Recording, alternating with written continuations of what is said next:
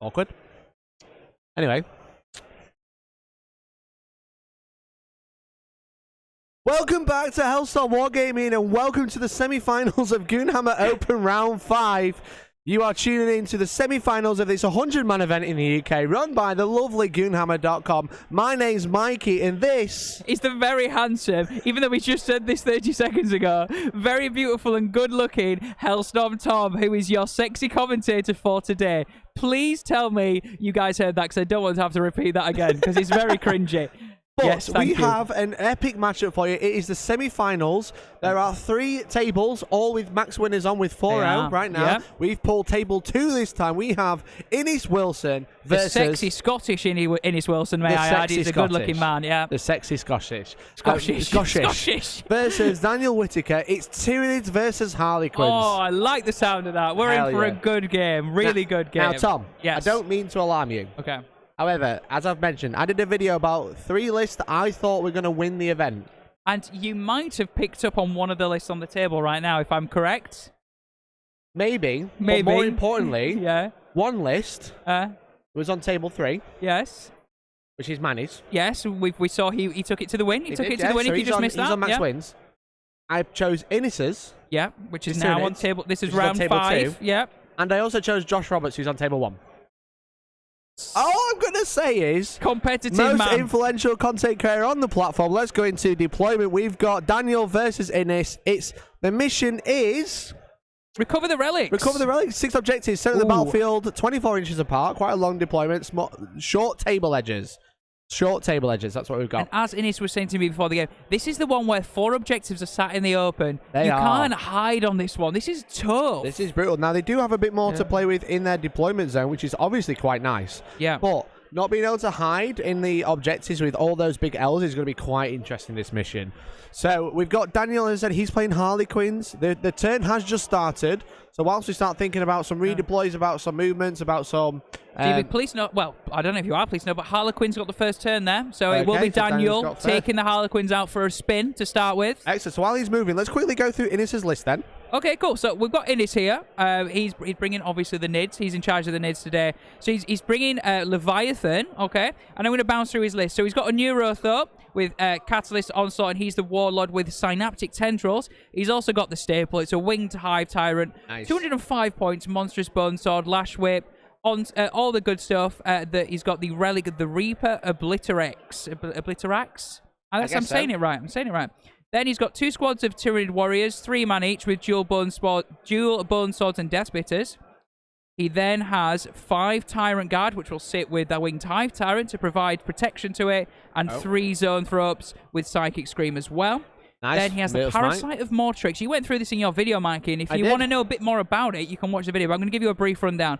This Parasite of Mortrix has Alien Cunning and the Gestation Sac. Now, the Gestation Sac allows him to do an action in his shooting phase, which basically births Ripper Swarms, D3+1 of them. Okay? D3+1 bases. Yeah, and it's an action. Cool. Now, Alien Cunning grants the Parasite of Mortrix Obsec to the count of 5 models and allows him to do an action even though he advances. Yeah, and he moves 16 base, you know. Yeah, so basically that thing can move, sit on an objective, and still birth Ripper bases onto an objective. Yeah, which is and I think that's cool. going to be really crucial this game for being able to have a few more extra bodies to pop out wherever he needs them. Absolutely. Then has the Malicept. It's had a little bit of a nerf from all of his Mortar Wound craziness. Still does quite a few, though. Yeah, does a lot. Then we've got 2 Carnifexes with Heavy Venom Cannons and the Crushing Claws. They're really nice. Really tough as well, Carnifexes, in the new book. Yep. We have the Tyrannocyte, which is the drop pod for the Tyranids. And in the Tyrannocyte, we've already been told there are going to be 6 Pyrovores. Nice. Those are the Flamer boys.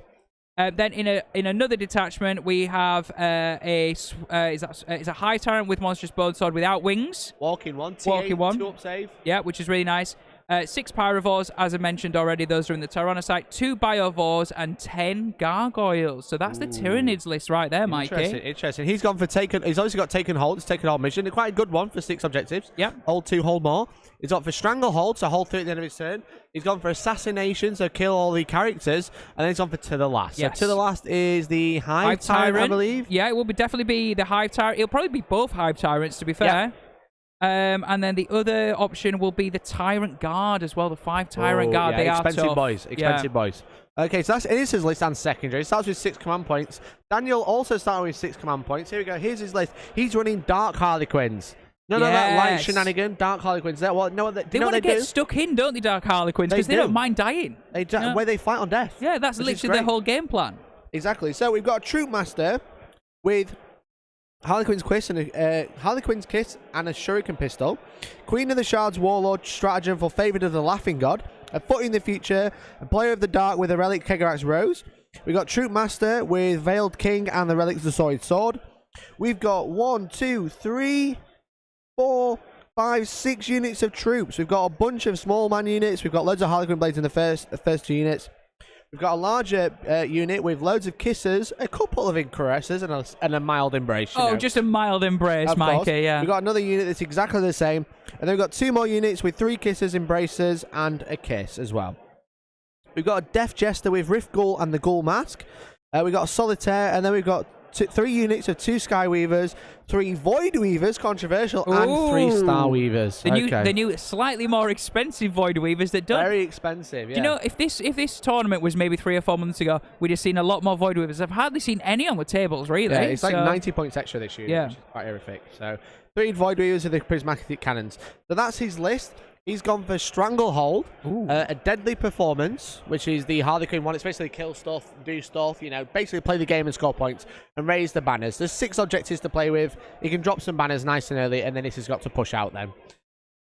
So that's the list. So again, Dan's going first. We've only got into turn 1. It's an exciting game. Both of these players on 4 wins so far. Yep. Let's have a look at the placings. So Dan Whittaker just scraping in on 6th. Sorry. And then Innis is currently riding in 3rd, but obviously it's win path, so it's random pairings in the top. So basically, anyone could play anyone. We've Absolutely, got Manny Chima at 1st place. We've got David Gaylord in 2nd, Innis in 3rd, Josh Roberts playing Harlequins in 4th, Gareth in 5th with Tyranids, and then Daniel in 6th. So it's basically... It's Tyranids and Harlequins is what we're looking at right now in the top bracket. Tyranids, Tyranids, and Craftworld. Yes. That's every matchup, all 3 matchups. Yep. We've got Manny versus Gareth. Yeah, that's true, yeah. That's Craftworld versus Tyranids. We've got David Gaylord versus Josh. We've got Harlequins versus Tyranids. Yeah. Then we've got Tyranids versus Harlequins on this table as well. So it is.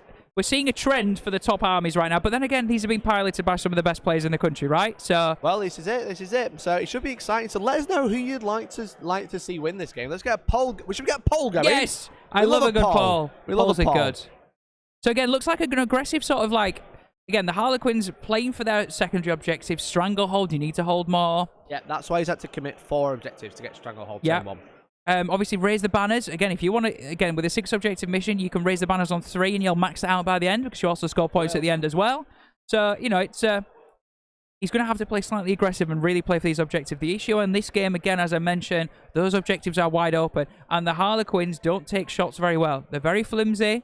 Again, these are dark, so they're not getting the benefit of ignoring 1s to 4s to hit. No, this is true. We'll have to see how that plays. But again, the Tyranids want to chew in combat really anyway, don't they? Let's be honest. Other than the Pyrovores, which auto hit anyway, and the Biovores, everything else wants to chew in combat. The Pyrovores, which are in the pod, have all those flamers, so they're going to be able to come down and really do some damage.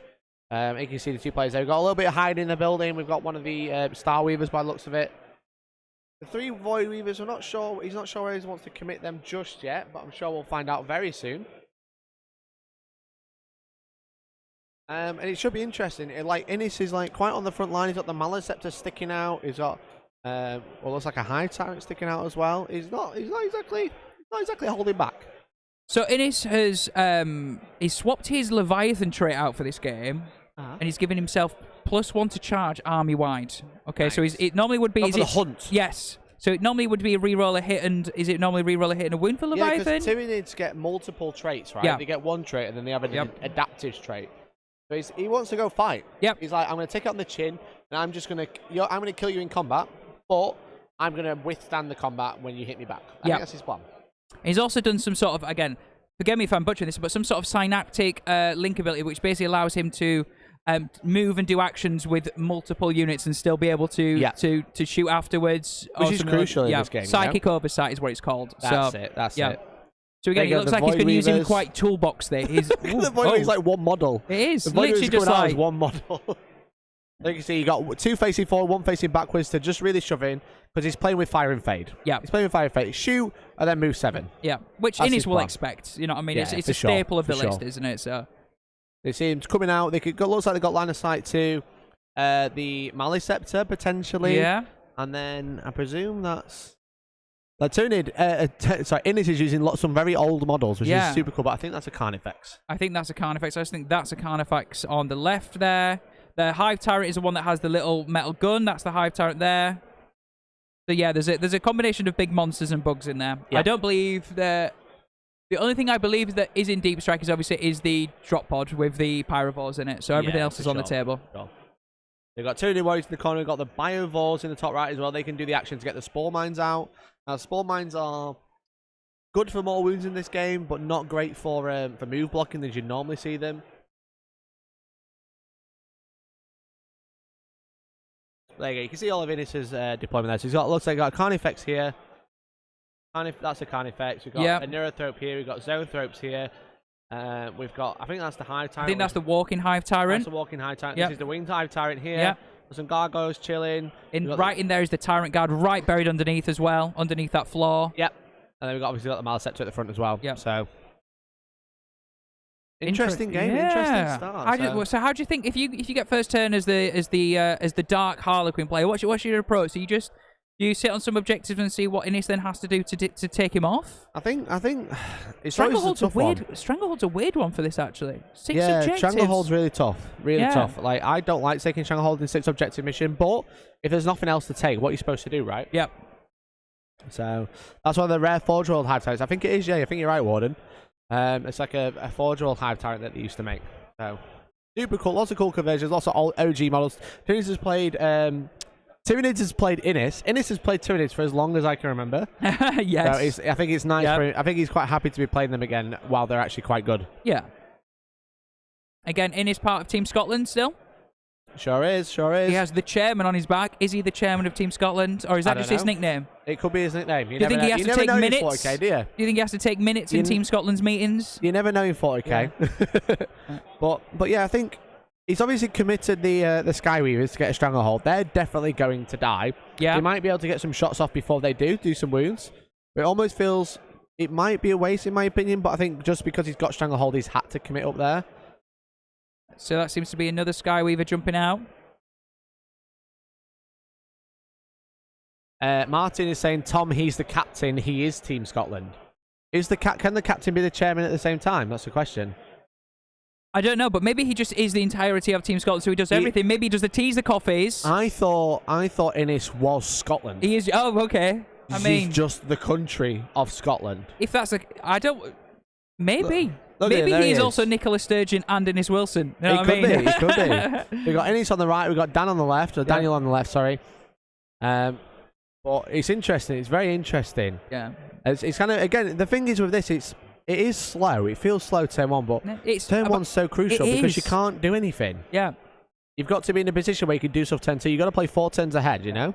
You've got to play 4 turns ahead. Turn 1 is all about setting up your approach for the rest of the game and making sure you don't make any mistakes. Because here we go. The caliber of player here. Oh, what's that a roll for? It looks like we're going to be starting the shooting phase.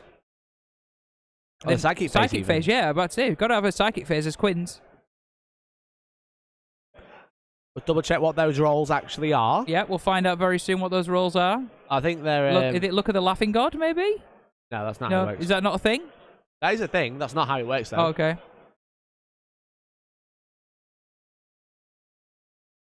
There's a lot of 1 dice rolls going on here, and I'd love to know what they're for. Don't think even our table boss understands what they're for currently.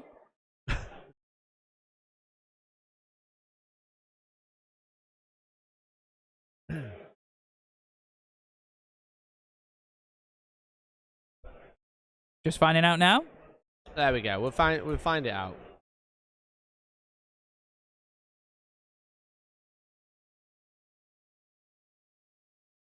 So all the Void Weavers were firing, and he was using pretty much all of his Look of the Laughing God on the Void Weavers. Cool. So the reason he's rolling 1 at a time is because it's as attacks are made per dice roll, The attacks are made per dice roll. Yep. You can't roll them all together and then go, oh, I missed 3 times, I'm going to re-roll 3 of them. Yep. You do technically have to roll them 1 at a time.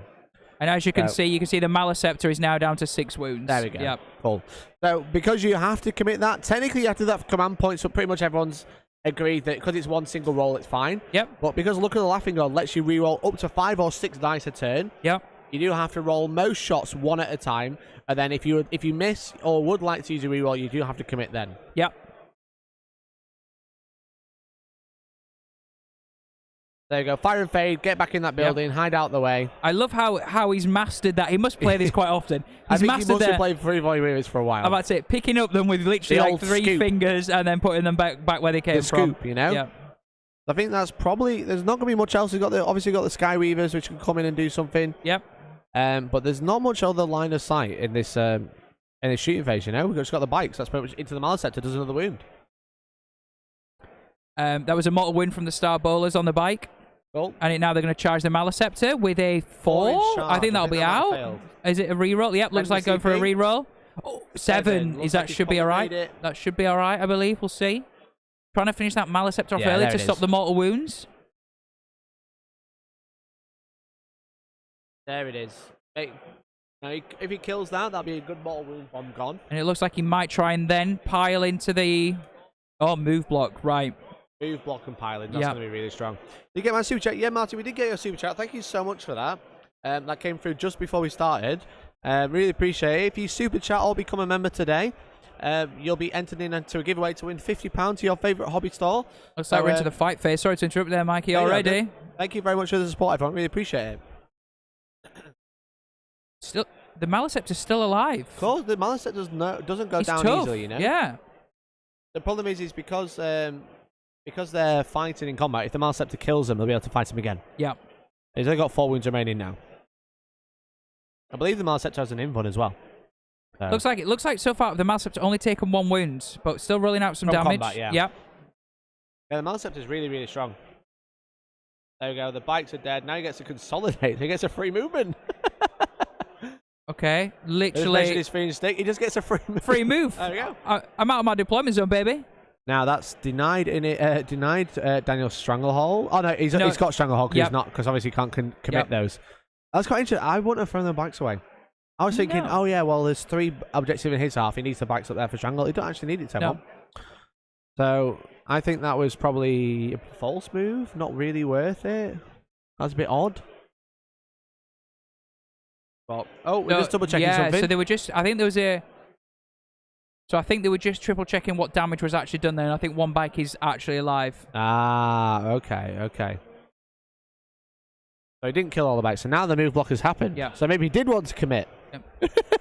It's just, this is the swings and roundabouts. This is the twos and throws, the highs and lows of Warhammer, you know? Daniel literally just pointing out what you've said. That would have been an absolute flop if he'd have not been able to leave 1 bike there, because his entire intention there was just move block. Yeah. He actually isn't bothered about throwing them away. He now just needs to move block that Maleceptor, move block the walking Hive Tyrant, and stop them getting an extra turn of movement out there. So, yeah. Yeah, exactly. So, that was crucial that one lived. Yes. So, also blocking in the Carnifex as well. So, you know, some big bugs that actually need those channels to walk. They've only really got 2 channels. The terrain's very dense here, you know? Yeah. The terrain is very dense. Now, don't get me wrong. The second they get into the middle, around these crates, there's a lot of space there. But getting out of your own deployment zone, unless you're a winged Hive Tyrant, is hard. It's quite weird. There's kill lines straight down the center, you know? There's kill lines straight down here, and vice versa. And then there's loads of terrain here, loads of space here, but then it's just like here, it's just boxes, you know? And also, but the thing is, if you're in the middle, the angles of shooting you've got, you aren't protected from any side at all. So if you need to bring some out, you need to hope it can survive a lot of shots. Yeah, as you can see, you got a block of crates in the middle, but otherwise not a great deal. It is giving out some buffs now. Yep.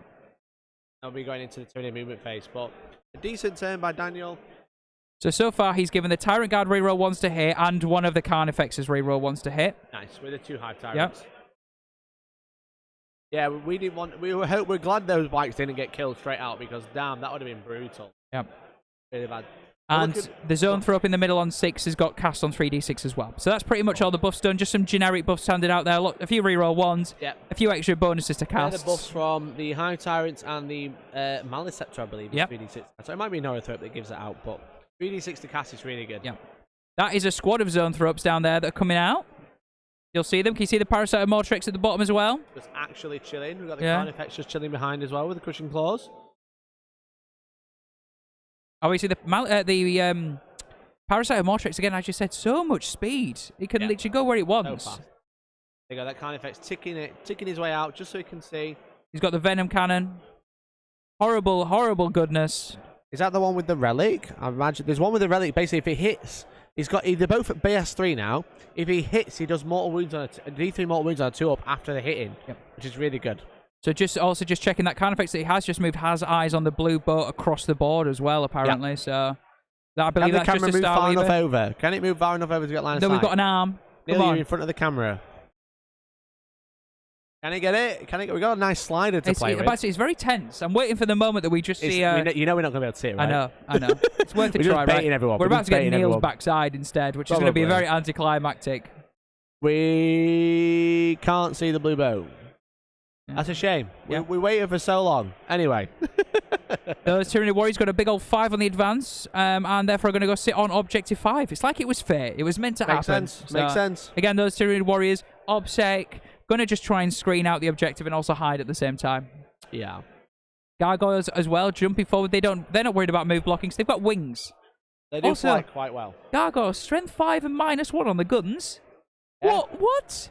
Really, really Who good. wrote those rules and who was trying to sell gargoyles, okay? Jesus. I mean, one of these days they're going to give Termagants 2 wounds before K-Space Marines get 2 wounds. Probably. I mean, no, they don't already, Neil. No, they don't. So the gargoyles coming out there as well. Tried so hard and got so far, but in the end we couldn't see the blue boat. You can see the red boat. Yeah, we can. Look at it. It's beautiful. It's beautiful in the background. I really like this sideways camera. Was it worth the £1 million we invested for it, Mikey? It sure was. And if you super chat, we'll get another one. Yay! What, so we can have another angle of somebody else's bum from the left? Is that what you're saying? Yeah. Oh, look at the speed. We've increased the speed, gamers. I'm just trying to Round pause it 5. in a good place. Are you ready? Wait for it. Look at the... Oh, what's going over? Looks like... Oof. See that? Beautiful. Remote control. We can go a bit more? Yeah, a bit more. Let's go a bit more.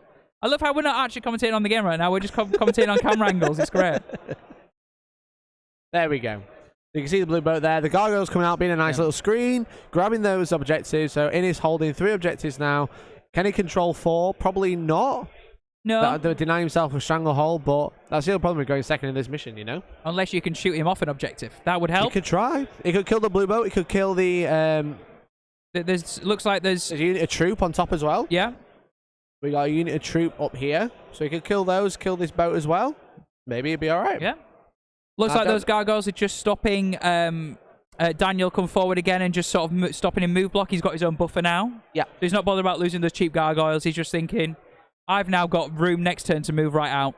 Yeah, for sure. The thing is that bike is going to get sidekick mortal wound out of combat absolutely, straight away. Yeah. No problem. Out he goes. And it also feels like the Maleceptor wouldn't have had anything else to target this turn anyway. So it's a bit like... No, but it stopped the Maleceptor getting up front because his buffs is within 12. Every time he casts, he does 3 mortal wounds. Whilst he's on full wounds, actually, so he won't be doing 3 mortal wounds at the moment. But it's obviously nice for the Maleceptor to move up and start doing his damage. Yeah. It's not exactly... It's no joke in combat either, so... What I love about Ennis as well, look at those little paper notes on the table. It's reminding great. Everyone what buff is on which model. Really helpful. Yeah, it's great. Oh, we're just sorting a score out. I'm not sure what's changed there. Oh, no, deadly performance. They were also putting them into round 5, so we've just gone back and they're actually uploading them into round 1 now, which would be helpful. Cool. So, thinking about with that Carnifex, with the making sure he can't see with the high tyrant, make sure he's hiding quite well. Obviously, Star Weavers have a bunch of guns, 6 shots, 2 shuriken cannons, 6 shots at damage 2. Yep. But the high tyrant does not want to get chipped off by them. The 8 with 2 up saves great, right up until the roll of 6 to wound and get AP3. Ouch.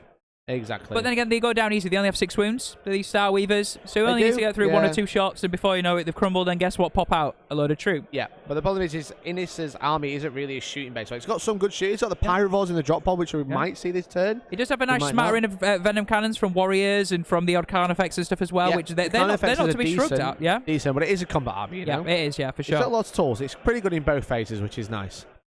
The question is now, is he going to drop the Tyranids site full of Pyrovores? And try and he nuke could really something. clear out Objective 1 if he did. Yeah.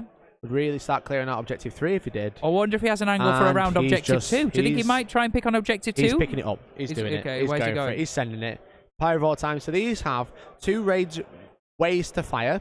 12-inch, D6, strength 6, -2 damage. AP doesn't matter in this game. Okay, so that's deleting bikes. Deleting Harlequin bikes. Or flamers, 2d6 shots at 18-inch range. 1 damage, strength 4. Wow, that's nasty. So he looks like he's just, again, measuring and getting line of sight with these Pyrovores. Yeah, so he's just trying to see, if I drop here, can I get line of sight to those 2 bikes? You know? Yeah. There's a character on that object. Or is it a character or a troop on the objective? Just underneath Innis's tape measure, I believe that's a troop. But we'll find out. Neil, please can you let us know what if there are any characters on Objective 3, please? That's where Innis is currently stood. There's a small model just underneath the tape measure. It's orange. I don't know if that's a character or not. It is. There is a character on Objective 3, Mikey. There is a Solitaire there. Interesting. Okay, so try and nuke that straight on. No, stop it from blitzing. That would be very strong. That'd be really strong, wouldn't it? Obviously killing the bikes and then being able to target the Solitaire, because obviously no bodyguard in this list. Bodyguard doesn't work that way, so if he kills them, not the closest unit anymore, you can just shoot them outright. Yeah. So they're just discussing right now, obviously this terrain has a little lip on it as well. Yep. Just discussing true line of sight versus obscuring, okay? Yeah, for sure, because obviously everything's obscured, so he might not be able to drop there, which would be a bit of a shame. But he is committing. So I think they've agreed. There you go, the Tyranids site, the ball sack, the ball sack of ball sacks. There it is. You can't miss it on the screen. You can't miss that ball sack. We love to see it. We love to see dragging those Pyrovores. Get it? No. Dragging these Pyroballs. Pyroballs? I get the Pyroballs. It's a ball sack, mate. Okay. Get it? No, not really. Sorry, it's lost on me, Mikey. I'm very sorry. There you go. And another 3 Pyroballs dropping out as well. Yeah. So there were 2 squads of 3 there. So 2 squads of 3 in the Tyranids side. Also, again, the fact that the 2 squads are 3 stops them being to the last. Again, we know that you can afford to lose them. You know what I mean? Cheap, you know. They're not the Tyrant Guard, and they're not the 2 Hive Tyrants, which he needs to play a little bit more cagey. They're super cheap. They've got flamers, so they're really good in Overwatch as well. Yeah. Really, really good. I'm surprised GW hasn't released faction-based tokens to be able to mark things out with certain powers. No, I not sponsored, but I usually use Propated Studios. They're really good at making tokens for the game. So. Oh. Well, there you go. Free little cheeky advert for you guys. Exactly. Psychic phase now. Just gone into that. So we're just going to see what some buffs. Onslaught's just gone off, which is advance and charge. Cool. It's also ignore the assault penalty if you advance. So it's almost make them just remain stationary. It's really good. And that is on the unit of Tyranid Warriors, which advanced out onto Objective 5. Cool. So they now ignore the, like you said, the debuff for advancing and shooting, and also can charge. And they have been given Catalyst as well. So they're 5 on shrugs. Nice. If we can remind them to roll in the dice box, please. Okay, so there was a smite there as well, which has killed that bike, which was tying up the Maliceptor. You've seen that gone? Yep. Oh, so another 3d6 cast. Just going to find out exactly what's going on now. I think we're starting to shoot. Obviously, time is a thing. They're both on the clock, which is obviously crucial. So it should be an interesting. I think this is probably going to be a bit of a bloodbath, you know, Tom. I don't think it's going to be. I don't think it's going to run to time. I don't think this is going to run to time at all. I mean, we're already flying through. We are. But thank you so much, everyone who's tuning in. Hope you're all doing well. This is round 5, semi-final of the Goonhammer Open. Yes. My name's Mikey. I'm joined by the lovely Tom. Thank you. Please keep saying lovely Tom. I like it. We've got the Tom. The Tom. The only one left now. There's no Tom on stream, and there's no Tom helping us out. So yeah, it's just me. Yeah. So thank you very much for tuning in. If you want to support the channel, just like the stream, share it with your friends, subscribe if you haven't already.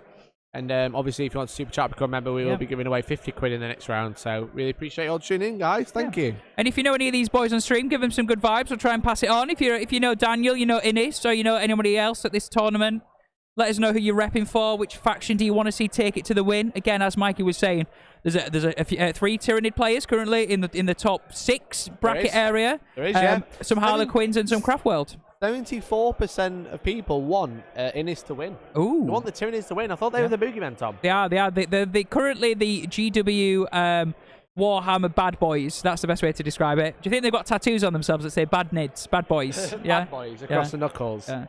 Hive Nexus has just gone off on a unit of Pyrovores. Not quite sure what that does, but I'm assuming that makes them more killy, I would assume. I imagine so. Let's get the Tyranid stratagems up. That's always helpful, you know? Again, we had this conversation a while ago, but it's just like Games Workshop have made 40k really good because everyone has their own stratagems and rules, but all the abilities are the same. They just have different names these days. Yes, literally. Entering the shoot phase now. Psychic phase over and done with. All the mortal wounds that they could spill out have gone out and all the buffs have gone out. So we're kicking off with... See what? So it looks like that looks like Pyrovores with 66 shots. It sure does. And it looks like they're going to be picking on the squad of bikes on objective 3, I would imagine, but we will get confirmation. Looks like that's the case. So auto hits. Wounds don't look great. Wounds don't look great. That's still quite a few. When you're going through a 4+ run, the more the merrier, you know? Yep. Again, these are 2 damage each, so killing a bike outright. No, they're only 1 damage if you're rolling that many shots. Oh, only 1 dead. You're right, Mikey. Thank you very much for correcting me, buddy. Pyrovore, 2 modes of fire. Yeah. D6, damage 2. Yep. Or 2d6. Damage 1. So he went for volume, and he didn't quite pay off there by the looks of it. Makes sense.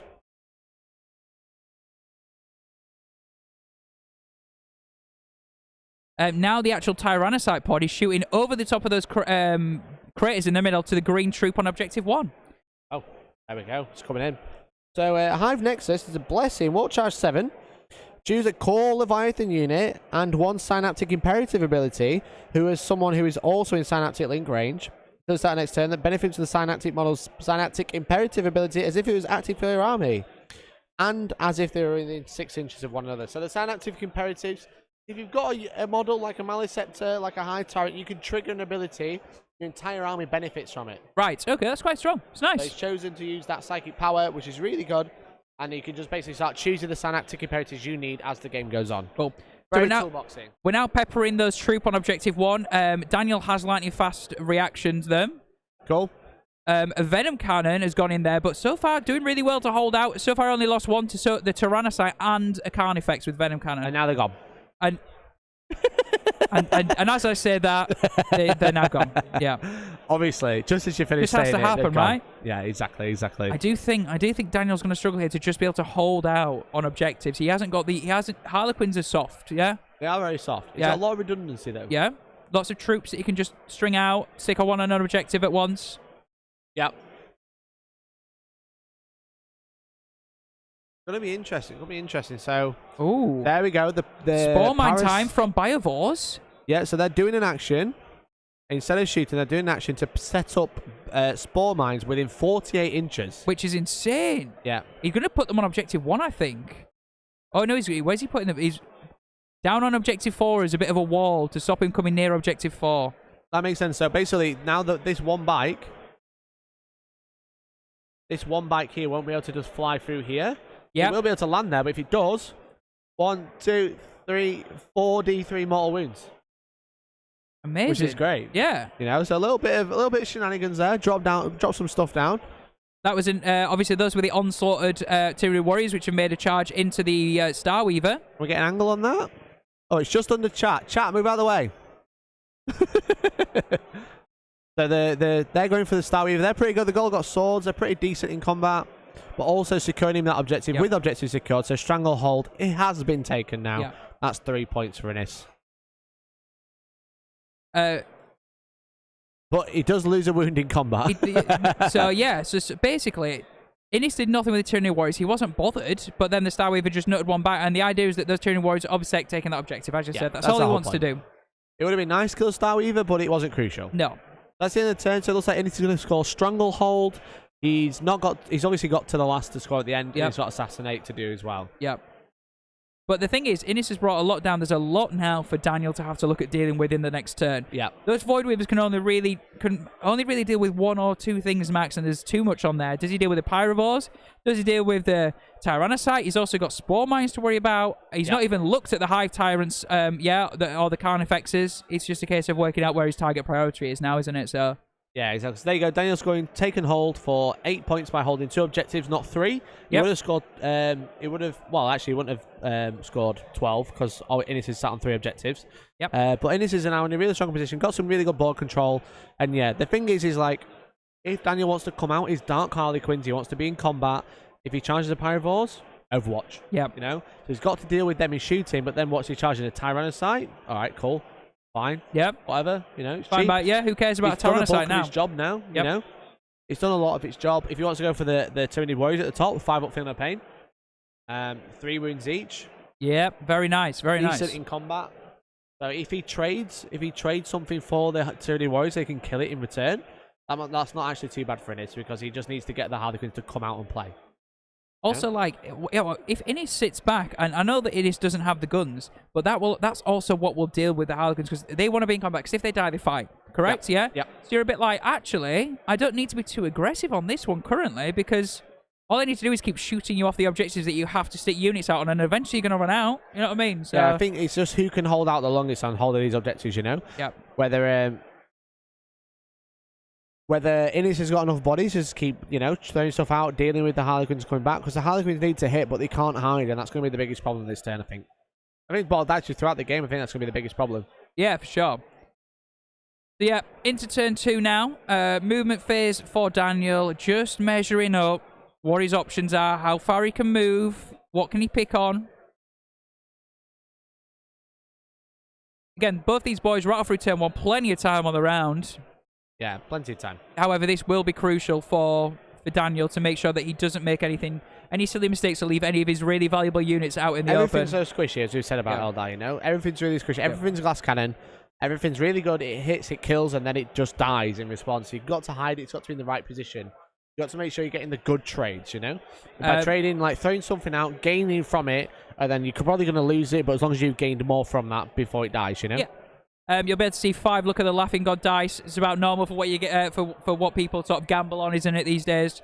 Yeah, it's very unlikely. It's very unlikely you'll roll a double when you're rolling 2d6, and you get 3 standard if you gamble. So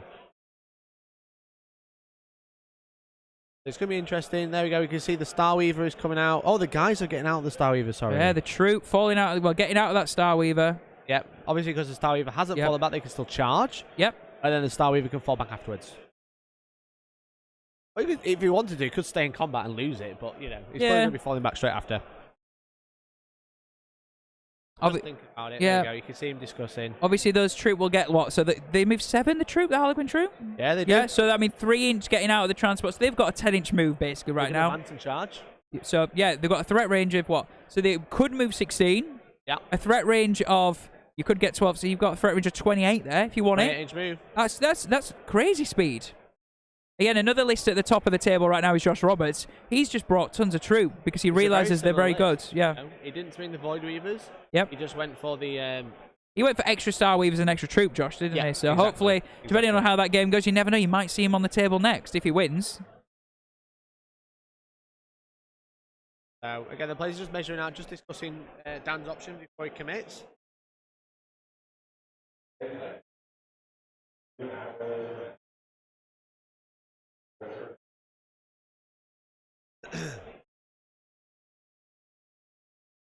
Pyrovoles do mortals when they take wounds, do they? Let's have a look at this. Let's look at their profile. Let's look at the Pyrovoles profile. So you'll be able to see a Troop Master has come out, Mikey, on Objective 5. Okay. That Troop Master is YOLOing the Biovores. And why is that? Because he's really worried about these Spore Mines just move blocking him for the rest of the game. Because more every single turn will come out. So he's just going, yeet, I need to tie them up. I need to deal with them somehow. It's so cheap, so if he has to commit a Troop Master to go deal with them, that's like a win in his eyes. For sure. Obviously losing those mortal wound blobs, but, you know, it's not too bad. So each time rolling this unit destroyed, roll a d6. On a 6, the Pyrovoles do mortal wound. So they just explode. They don't really do, like, a whole bunch of mortal wounds. Unless Not bad, though. yeah, unless there's a stratagem for it or could be something a like that. Yeah, but yeah, again, be really interesting to see if that troop master can whip them Biovores through, take them out, and then maybe even get into the Maliceptor next turn. I mean, the Maliceptor you would imagine would smite it off the board first, but you know. Yeah, so the Maliceptor, obviously with its mortal wound output, is really good, but when it's damaged, it isn't as good as it could be. You know, so it has a little table. Well, so it's got 4 wounds remaining. Hey, sexy, Innis has come to see us. He's staring at us. Hi, Do Innis. you want to say anything to the stream, Innis? Can you come on, Innis? Say something. Don't just sit there. 1 second, I can't read. Harlequins suck. Go Tyranids. Also, nerf Tyranids. There you go. There you go. A man of the people. Yeah. A man of the people. A man who's obviously been burnt by Harlequins before, I'm guessing. Clearly. He's obviously faced light before they were nerfed and suffered painfully. So Psychic Overload is the ability from the Maliceptor. Every time it casts, it does a mortal wound. When it's got 4 wounds remaining, it only does 1. Okay. Nice. 1 extra. Well, that's just all right. It's a bonus. It's a cheeky bonus. It could have been 3. Ooh, okay. Yeah. If it casts on a 7 or more, the closest unit, not visible, just the closest one, Okay. takes 3 mortal wounds in addition. Is there a strat? There's a strat for Pyrovores to do damage as they take wounds. Let's have a look.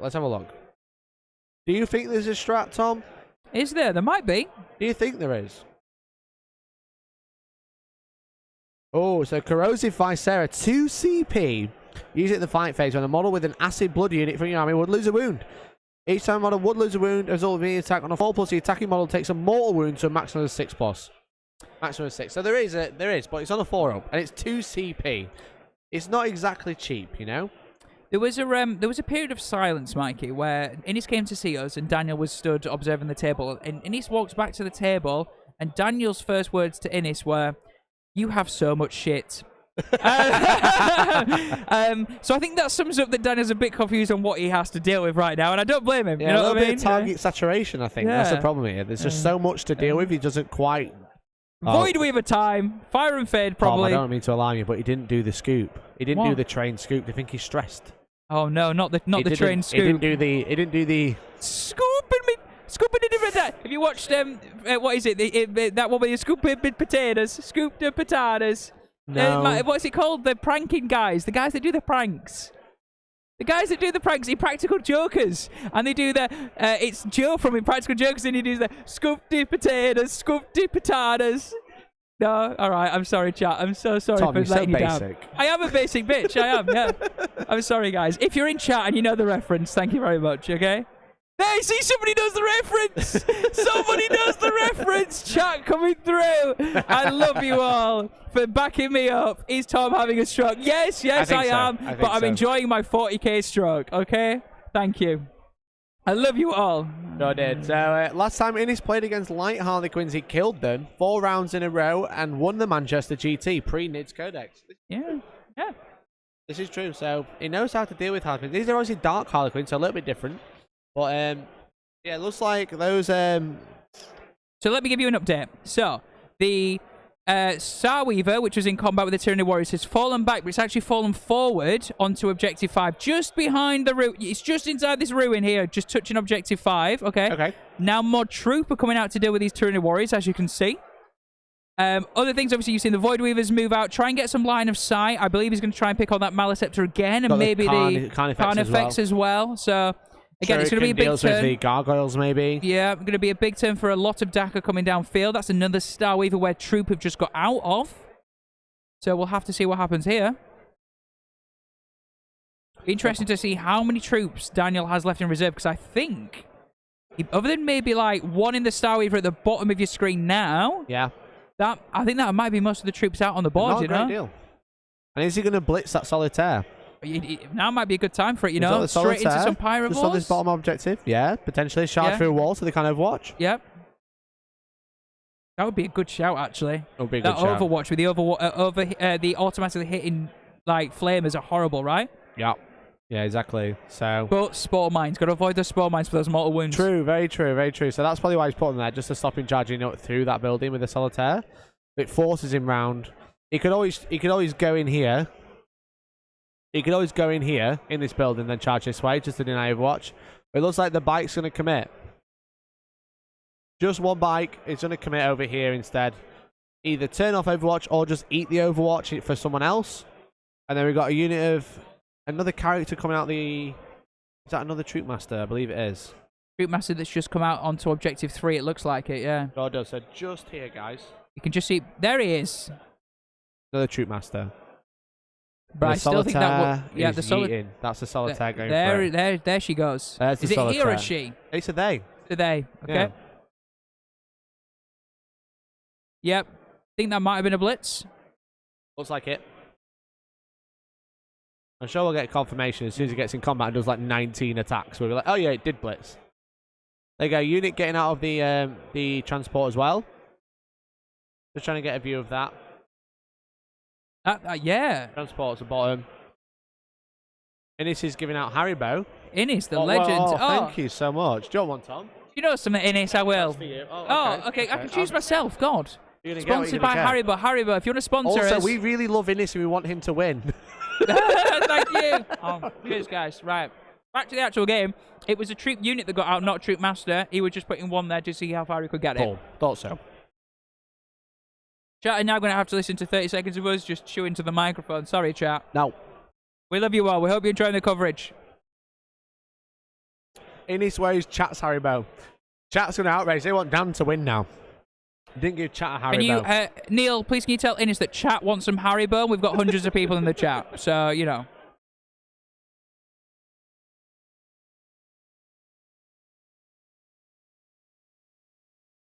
Apparently, Innis said super chat and you get your own. Okay? Everyone who super chats can have a Haribo. Yeah, just one. One whole Haribo. What do I watch? F1 on 40k. Obviously, you should be watching the 40k. The best coverage ever. The most influential channel on the platform, according to Steve Joel. Yeah. And according to Games Workshop. Yeah. What can I say? Do you know, like, I don't think there actually is an official best streaming channel for 40k content, so I think we could claim that until somebody proves us wrong. You know what I mean? There's no official, like, body that governs it, so why you know? It. Yeah, we govern it. That's it. We're setting it up now.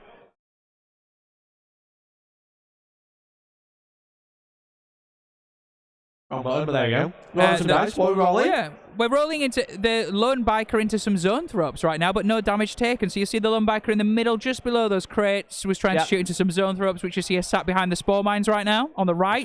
Yep. So it's gonna be interesting. As Warden has said, it's like it feels like Danny's playing really defensive. Yep. With such an aggressive army, almost like what we saw last game. It's just kind of like Danny's just giving Innis the board right now. Yeah, but I think you have to accept you can't muscle Tyranids off. No, you just have to pick your targets. You know what I mean, and pick the right things out. But I think I would have like committed to one side of the board, either up here or up here, especially with Phantasm in your back pocket when you're going, and just like bodied one side of the board. Yeah, I'd do the old sweep. Yeah, and just try to shift the game around. Yeah. Yeah, you don't want to play with this Hive Tyrant. You don't want to play with this Hive Tyrant. So you just sweep around here. Obviously, you had the drop pod, which is obviously something Daniel couldn't control.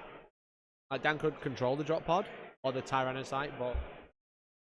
So just a quick catch-up. So we've had the Star Weaver at the bottom of your screen take some wounds off of the zone threats with just some shooting. We had the Star Bowler from the bike, went into the Pyrovors in the middle, did a couple of wounds, and now we're shooting the Warriors at the top of the screen. Okay, so you're trying to kill these guys. Yeah. I think they're quite convinced that they're going to lose Objective 1. But they've forced Daniel have to deal with them. And have to get out of the transport, which means Innis is going to be able to deal with them in response. Yeah. So far, but only first bit of shooting, but only one wound taken on those Warriors. You have to remember they were catalysted as well, you know what I mean? So, yep. They've got 3 wounds each. P4 with 3 wounds, so they're not exactly easy to kill. That Maliceptor's not having fun either. That's it. That looks like the Void Weavers going into the Maliceptor. I don't think the Void Weaver will have gone yet. No? He'll be saving that. Okay. Only 4 wounds remaining. It's not worth committing the Void Weavers in there. Yeah. So maybe then it was the Star Weaver just doing some shuriken, maybe from the top across. Yeah. We'll find out. Yep. We will. I'm sure we'll know when the Void Weavers go. Let's be honest. Yeah, exactly. So there's so many shots. We'll see something get removed, hopefully. And also, we'll say a massive thank you to Paul in chat for the super chat. Really appreciate it. You're an absolute legend. Thank you so much for tuning in. And thank you for your support. Honestly, it makes a massive difference on your super chats and memberships. It really helps us out. It keeps the lights on. It gets us to events like this. Yeah, So absolutely. thank you so much for the super chat, buddy. Really appreciate it. And And hopefully, we love bringing you weekend content, yeah? And you guys enjoying it, it helps us, it gives us that extra boost and energy. We're in round 5 now. We've been doing this for hours. Exactly, But yeah. thank you, guys. Exactly, yeah. So Void Weavers now. Void Weavers. here we We're go. working out Void what we're Weavers going one to. at a time. Yeah. Looking for 3. He's got look at the laughing god. There we go. A bunch of hits Rolling coming a one through. at a time. So thank you everyone for tuning in. Really appreciate it. And what the Void Weaver's shooting at, we'll find out very soon. Do we know what they're committing into? We're about to find out. We're about to find out. Okay, this is at the Maliceptor. He apparently wanted that dead He from really Void wanted that Weaver. And the Shuriken are going into the Gargoyles. Okay, so he's just clearing up. Yeah. Clearing up, you know. I guess for a deadly performance, you have to remove models. Is that correct? Double check. Shall we have a look? Yeah. And just so you know, who did? You remember the Maliceptor took 3 wounds early from 4 to 1. It was a Death Jester, which is actually sat in front of the Void Weavers right now. A Death Jester. There we go. Told you, didn't I? Yeah. The Death Jester, not quite. Not quite. More focused on the arms. Yeah. Um, So again, these are just Shuriken from the Void Weavers trying to pick up some Gargoyles. Imagine they will do. Maybe 5 dead from that. Looking at that, we'll see how many Ennis picks up.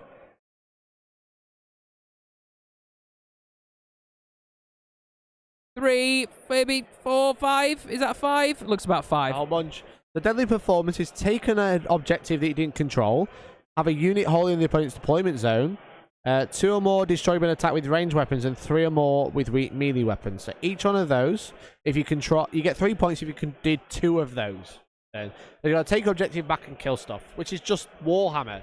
It just says just play Warhammer for points. That's all it says. Kill stuff and take objectives. That's what everybody's doing all the time. And they go, here's a secondary that does the exact same thing. So just a bit of confirmation as well. So what he actually did is he actually split the Void Weavers a little. So he actually put 2 high powerful shots into the Maliceptor.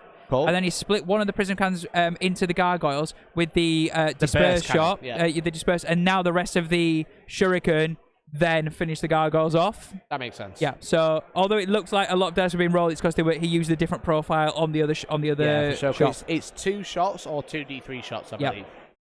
So it is a lot of shots. That's why Void Weaver is obviously so good. Using Fire and Fade again. Doing the scoop. He's feeling confident again. He's had a good shooting phase. Oh yeah. He's doing the scoop. But the Void Weavers are so popular because they were so cheap, but also because they're so efficient and have multiple ways to fire.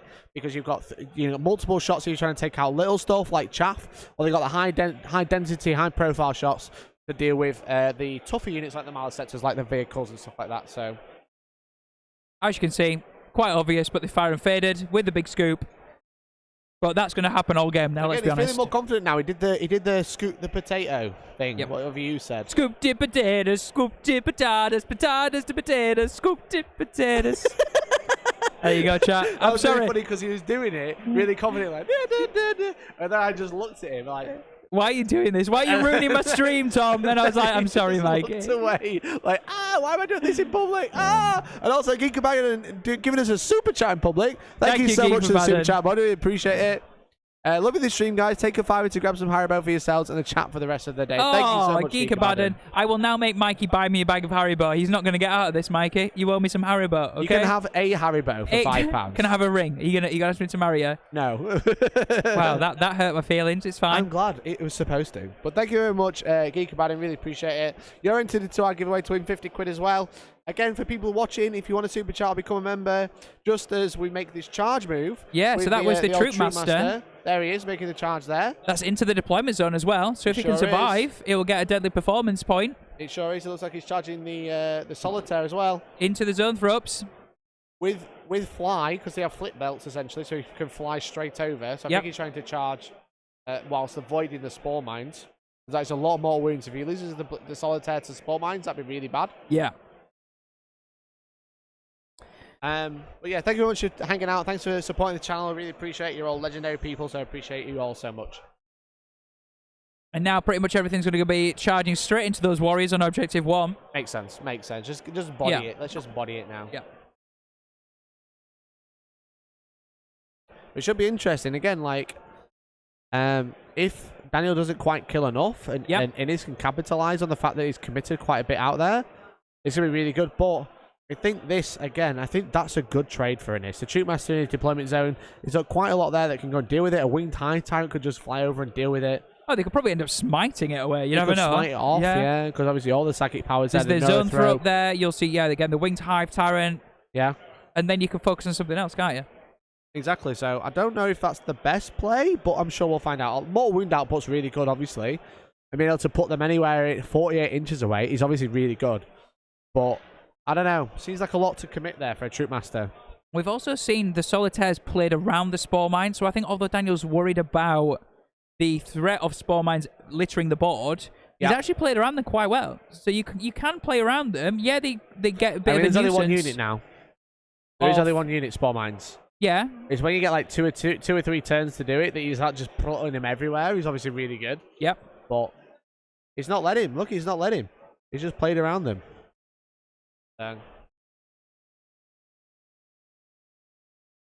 Brian has said that my voice is very dreamy. Definitely something. I wouldn't say dreamy. Brian, you sexy, sexy man. I will give you my voice anytime you want. So again, just trying to also make sure that if he kills these warriors, he's trying to consolidate out of line of sight. Try and make sure he's obscured behind that building. He's got to, because them flamers are going to make a mess. Oh, God, yeah. He's also not charged his bike yet, so I imagine he's going to be doing that in a minute. Which bike, Mike? Oh, the middle one? Yeah, the one right in the middle. Unless there's something we're not aware of on that bike. Bike guy. He might not want to. Yep. Might just be there to move block. Yeah, maybe. Which is also wise, you know? But it means those pyrovores can't walk towards objective 3 and grab some objectives. Yeah. So... Yeah, you've been playing, you've had a couple of games with Tyranids in the new codex. You liking the new codex, Mikey? You like the army? It's a cool army. A lot of people are angry about it because it seems to win a lot of tournaments, but they're just very popular right now. Yeah. It obviously bumps the win rates, you know? But, like, again, when you do your Meta Mondays, guys, tune in from 6:30 on Mondays to find Mikey streaming live. Exactly, yeah, talking all about the meta and what's happening. You also see that the top players are always shifting to the new hotness, and Tyranids and Craftworld to some extent are the new hotness. Harlequins, we're seeing less of them now, understandably, but they're still, again, showing up on tables and stuff like that. Craftworlds are a glass cannon where Tyranids are not, they don't quite hit as hard in a lot of the phases, but they just survive because there's a lot of bodies, which is obviously really nice, and that's like quite crucial. Is having bodies is important. And a lot of tough bodies. You'll see that the Solitaire has just picked up all the zone throw-ups. Had to use 2 luck dice to do it, but that's those squad of zone throw-ups gone. However, the Solitaire now you can see just below that Tyrannicide. So this is the Solitaire here, right? Right there, yeah. The Solitaire just clearing up there. Yeah. So actually, you'll see just under the wing of that Tyrannicide is a Pyrovore. It's just piled into that Pyrovore, apparently. You can't quite see because Ennis is stood there. Well, he'll hopefully move in a minute. Yeah. I guess that will shut them down. Yeah? Yeah, exactly. They'll have to fall back their infantry. Unless you smite the Solitaire out first. Yeah, but then he doesn't really have a target. That's true, because he can't move anywhere. Yeah. So he could have some shenanigans. The Pyrovores have just been picked up by the Troop Master. Yeah. As you can see, the Troop Master's consolidated back into that building as well. So far, all the targets that Daniel has gone for, he has deleted. Yeah. Maliceptor's gone. That's what Harlequins do. Yeah. You know? Maliceptor's gone, the Pyrovores are gone. We've tagged the Pyrovores. We've killed the zone tropes as well, so that's mortal wound output gone. Because obviously the whole trick of Harlequins is that they have a 4+ invulnerable save, you know? Yep. Which is really good. But when you can turn off the invulnerable saves, or you can mortal wound them, it's for just... Sure. They're the high priority targets for Harlequins, and it's just the cleanup, you know? It looks like we're going to the Tyranid Warriors now. I think Dan's just thinking. He's thinking about who's going to go first into the Tyranid Warriors, try and deal with them, use to consolidate to hide and get out of the way. So it looks like we're fighting there potentially with some troop, I'm assuming? I think it's the troops, yeah. With one of the weapons, like a caress or a kiss. Oh, no, they're all the same profile nowadays. They're all the same profile. They just give you the extra stratagems now, the kisses, the caresses, and the embraces and stuff. So that was a boat that went first there, actually. That was the Starweaver boat, and then I think it's taking a warrior down to a wound by the looks of it. If he managed to kill one with a boat, that'd be really nice, obviously. But again, the troops can deal with it. But you want to do as much damage with this stuff that is already hidden first, because if he killed them and then was able to activate another unit, they'd be able to move 6 inches with the consolidate and the pile-ins, which is obviously really important. So, yep, just rolling some dice now. This is the first squad of troop up there. There are 2 squads in combat with those warriors. I think the warriors are done for. Yeah, yeah, They've I'd lost that imagine objective so. as well, so it's kind of like fair enough. It was a good trade for Innis to deny some points. Yep. But I mean, if they manage to hit back, if they do manage to survive, which is unlikely, but you know, it would be cool. But all this is like -2 AP, it's 2 damage as well. Yep. So they're basically just doing, it was, the squads were set up the same, so it's just this many twice, so he's just rolling them all at once, and I think he's just going to give Innis a whole load of saves to take, basically. Yeah. So just to save time, speed it all up a of these little. 5-ups, enjoy. Yeah. And there's Shrugs And there. Catalyst. Looks like dead to me. Looks like it. I believe troops are all 2 damage, right? Yeah, with the caresses and the kisses, the power blades have got better AP. The caresses and the kisses are all 2 damage. But he's got a lot of Eldari power blades in there, but again, because of the AP and the better strength as well. So nice. So yeah, now we're going to see that consolidating closer. They're just tucking into that as close to that building as they possibly can, while sitting on the objective, and then that will pretty much be handed over to Innis's turn. Yeah, I think that's it for Dan. So it looks like he's going to be taking a deadly performance for 3 points. He's going to be taking. He's already got 2 banners, and he's not going to be taking. Oh, he is going to be taking Stranglehold as well, because I don't think there's anyone on Objective 5 now. So Dan has 1, 2, 3. I think Innis only has 1, 2. I don't think anyone's on here. Yep. So Stranglehold will be secured there as well by cleaning up Objective 5. So interesting. We're just going to quickly do some Pyrovols back into the Solitaire, see if they can plink off a wound, maybe. I think he's not. I think there's maybe only like 3 attacks here, yeah. Some like, and there was saves here by the look at the Laughing Gods. One at a time. Use that reroll, you know. So, hey, Organ, thank you very much for the super chat. Really appreciate it. £5 sabotage giving us a CP. I don't know if we're legally allowed to give in to CP, unfortunately, in this competitive environment. I don't think it's illegal, Tom. That's true. It's just frowned upon. That's it, yeah. But thank you so much, Organ, you absolute legend. Guess what, Organ? You now have your chance to win a £50 hobby voucher for GW or your friendly local gaming store. And if you want to be like Organ, you just need to super chat at least £2 for an entry into the draw. Organ, you got yourself 2 for that, so thank you so much for that, Congrats, buddy. Thanks very much. There you go. At the end of Dan's turn 2, he's got 35 points for his secondaries and his primary. Going into Innis's turn, scoring 10 points to take and hold. What's the tertiary in this mission?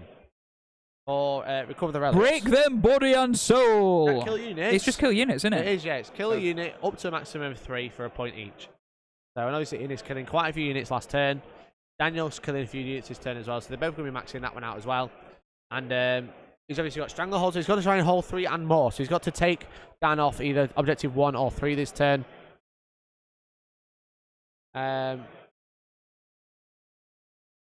Taking it off 1 or 3, and then holding 5 as well. So what's going to commit? There you go. The Hive Tyrant. So Winged Hive Tyrant going is after just that gone. Troop Master.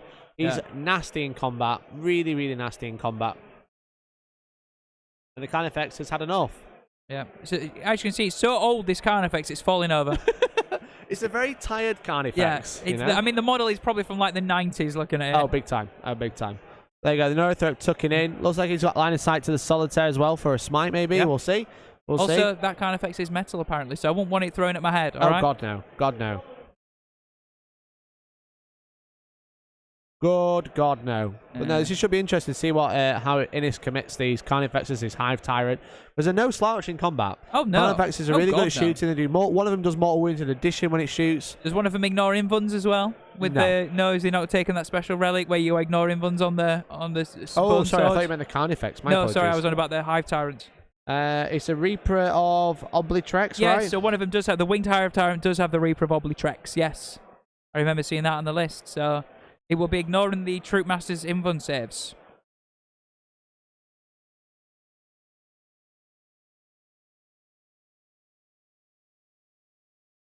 So again, it looks like Innis just repositioned himself, knows what he needs to deal with this time. He needs to deal with that Solitaire.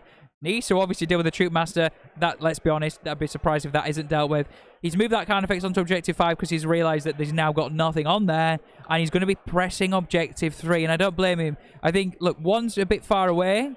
Press Objective 3, get rid of the troop on there, and stop Stranglehold again for Daniel. Yeah. So the Reaper, sorry, Tom. Yeah. If you successfully wound, you do a mortal wound, and you cannot use any rules to ignore wounds that it would lose. Ooh, all So, right. like, feel no pain, essentially. So Okay, you can't cool. use anything like that. So not quite ignoring invulnerables, but still. G6 says, hey Tom and Mikey, hoping to see some Custodians buff before the year end. I kind of agree. I mean, it'd be nice if Custodians got something where they weren't completely obliterated out of the meta, but they're still strong. They're not exactly a bad army. It's just other armies are looking more favourable these days. So. Yep. So you see those Pyrovores in the middle. There's 2 squads of 3. Obviously, one of them's currently tied up by the Solitaire. Yep. But the other one's advanced. One managed to get on top of the crate, and the other's scooting around the sides. You know, even though they're on 60mm bases, they're infantry. Infantry, and also those are assault weapons, right? Yeah, so you can advance, and guess what? They automatically hit, you don't take any penalties. Sorry. So who cares? I just cut you off there, Tom, but they automatically hit because the flamers, Tom. You bet me to my freaking punchline. Jesus I Christ. Oh boy, I'm assuming look where the Tyranids gone. He's just chilling. He's just like, I'm gonna get some shots down. I've got nothing else to do this game. Yeah. There it is. So it's gonna be interesting. Looks like Innis is committed. He's got the parasite there. Got the parasite. Is he gonna use a gestation sax? Potentially. I would also imagine so. Look, he's going right in the middle so he can get a heroic intervention anywhere on that objective. Well, he doesn't want a heroic intervention because he's not that great in combat. Oh, okay. Well, maybe he's doing just that. Tricksy. He's just tricksy. All right. I just wondered why he was measuring the center of the objective. Then, maybe Mikey. so he can't get charged through the wall. Maybe. Yeah. Good point. So he has to come onto the objective so he can kill it in response. Yep. Maybe. Looks like Innis is thinking about some split fire with the old Pyrovores there. We'll see. I hope you're all doing well. Thanks for tuning in. Are you still rooting for Innis? Let us know. If you're tabbed out, tab back in, let us know. Yeah, if you're painting something, come and say hi, but also tell us what you're painting. And, let us know who you want to win as well. Yeah, for sure. What Innis is to the last, we've got the 5 Tyrant Guards at this building. Yeah, and they're not going to go anywhere all They ain't game. going anywhere. We've got the High Tyrant and the Winged Tyrant, I believe. Yep, 3 really tough cookies to crack, right? To the last Exactly. is such a good shout for this, isn't it? Yeah, especially because those Tyrant Guards are just going to sit and hold the objective all game. Yep. They don't even have to come out and commit. Now, if they could, they're not bad. They're pretty tough, but there's nowhere to go. That's the problem. There's nowhere for them to go, really. Go into the psychic phase in a second. So we'll see what buffs Innis decides to throw. I'd imagine there's going to be... There's your 3d3 to start with. And that is Catalyst. Onto the Pyrovores in the middle of the table. That's a good shout. So that's a 5-up shrug. I would imagine that's Onslaught there, looking at that, maybe. Oh, no, that was a smite. That Solitaire has been removed. That Solitaire is out of there. So that was a smite. But yeah. Again, this psychic phase from the Tyranids, they can do so much mortal wound output. It's just absolutely insane. Don't mind the dice, I'm just having a bit of a shuffle right now. Mikey's just quickly repositioning it for us. There we go, looking sexy. But again, round 5, guys, of the Goonhammer Open, which means in an hour or two, you are going to see top table shenanigans. The 2 lads at the top of the table will be battling it out on the stream.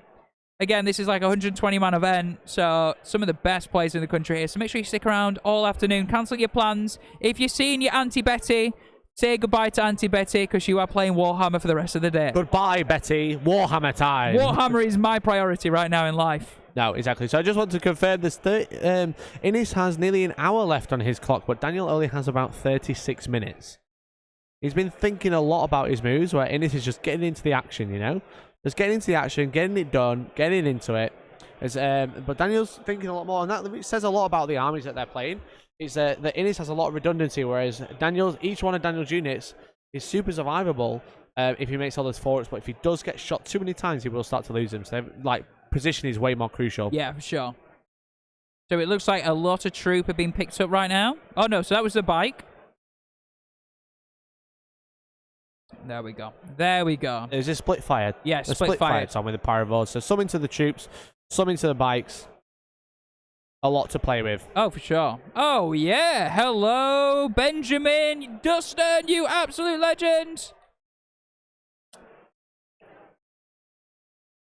Hey, Benjamin Dustin, thank you so much for the super chat.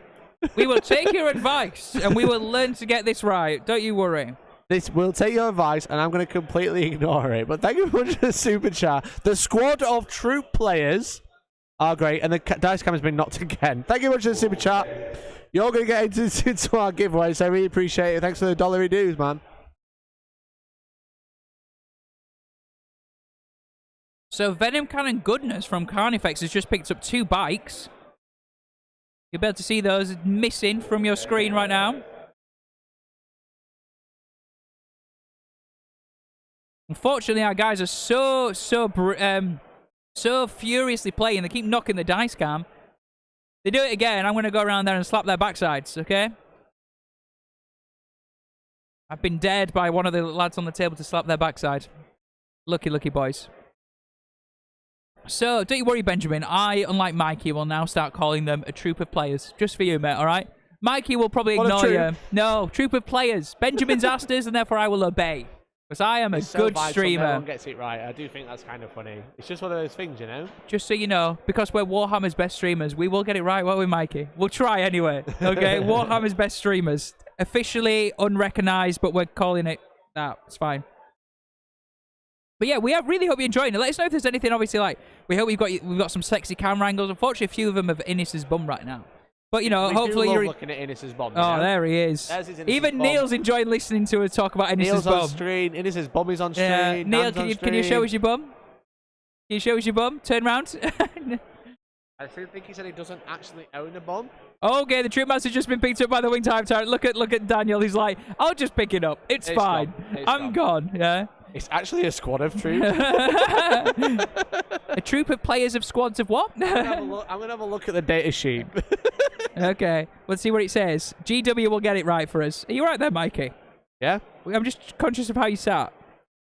What do you mean? For the chat at home, Mikey's turned his chair the wrong way around and he's straddling a chair like he's back in primary school, all right? Listen, right? What's going on, Mikey? Listen.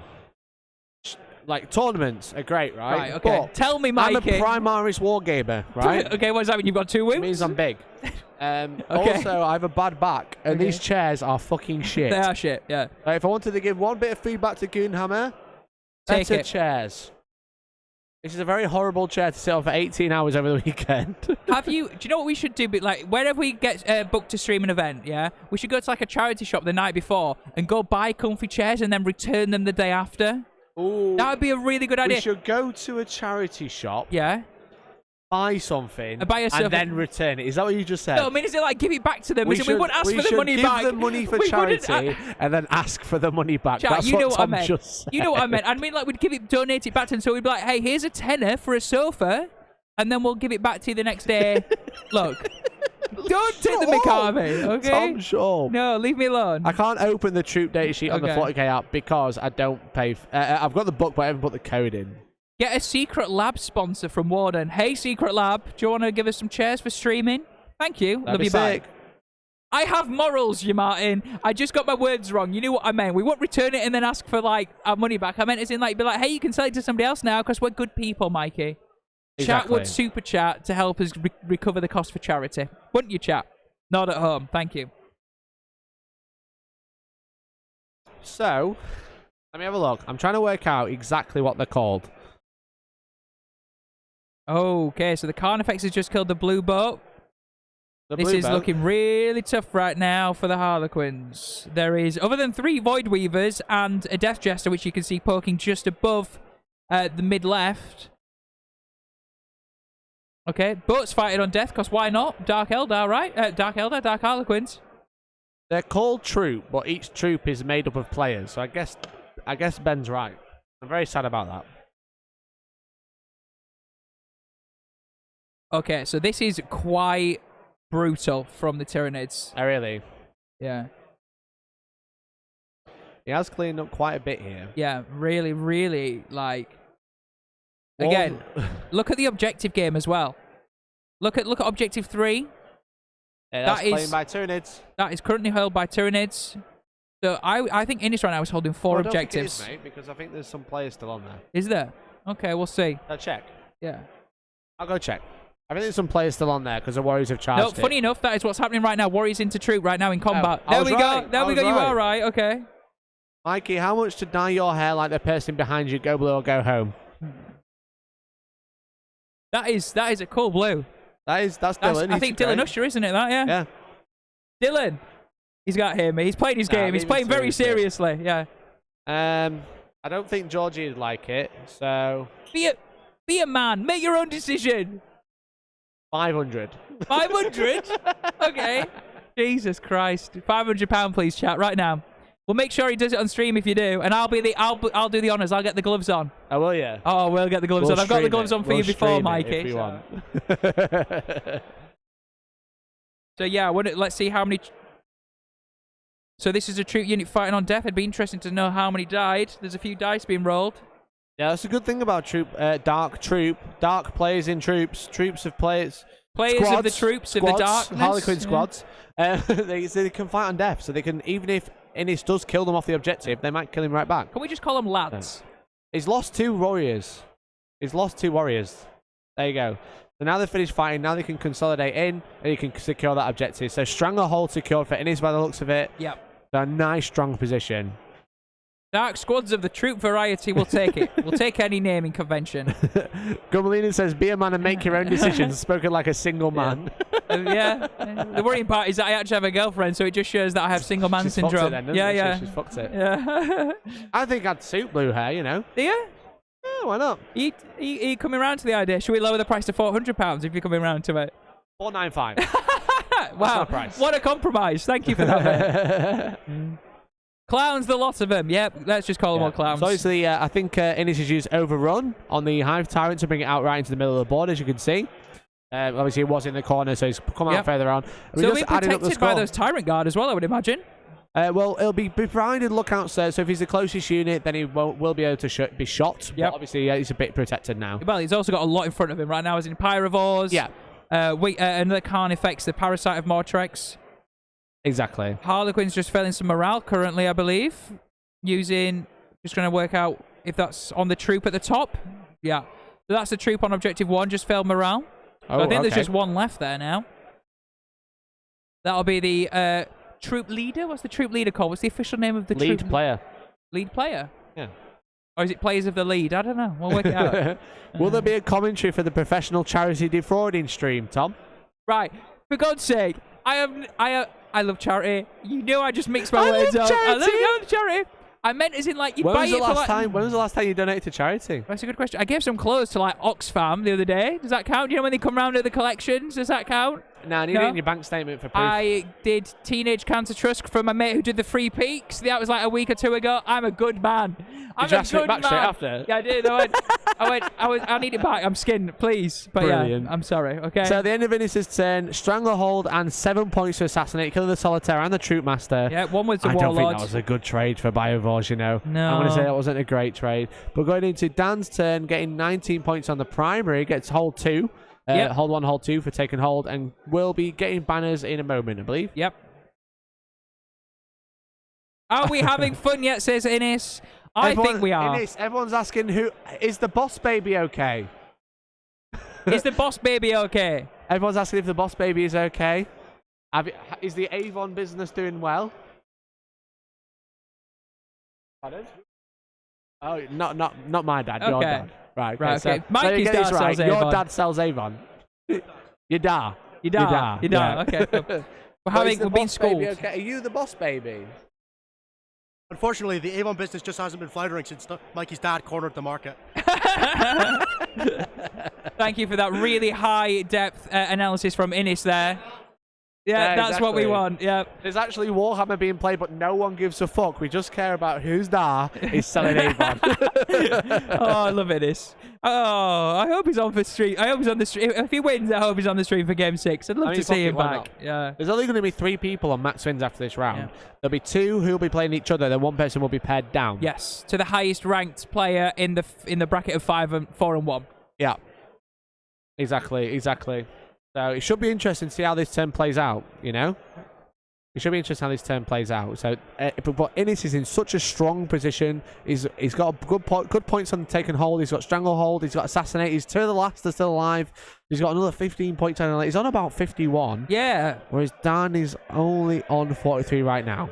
I mean, obviously those secondaries are going to keep coming up. But of course. The issue that Dan's got is that he's going to start struggling to to fight back for that 1, 3, 2, and for 1, 2, and 3, and Stranglehold requires him to hold more. And that means he's going to have to fight him off another objective, and I don't think it has the utility to do that currently. No, exactly. He's going to get a point for banner this turn if they haven't added that on already. Yep. I'd imagine he's definitely putting banners up on. I'd imagine probably, what, 1 and 2? As soon as they start moving, I'll get the table boss to remind them about banners. Yep. Because I think they've definitely got, I think he's got 2, because we have objective 1 and 2, but I'm not 100% sure. Well, no, I would imagine actually the Tyranid warriors from the previous turn will have knocked that banner off. Oh shit, yeah, that's true. So just be getting 1 point for banners. Just 1 point, yeah, so 1 point for banner for his home objective. Yep. So the table boss will have a look at the banners score for Daniel. I think he might need 1 more, but maybe they've overlooked that. Do we have a marker for a banner? Be Because he'll interesting. definitely have it in his home objective. If my table boss is listening to me. I got an evil eye across, so I think it is. That's good to know. So yeah, just into the... Oh. We're just asking them to check the banners score for Daniel, We're just having please. a solitaire put on the back on the board, though, so I'm just double checking something. I think they're just measuring exactly where units are supposed to be.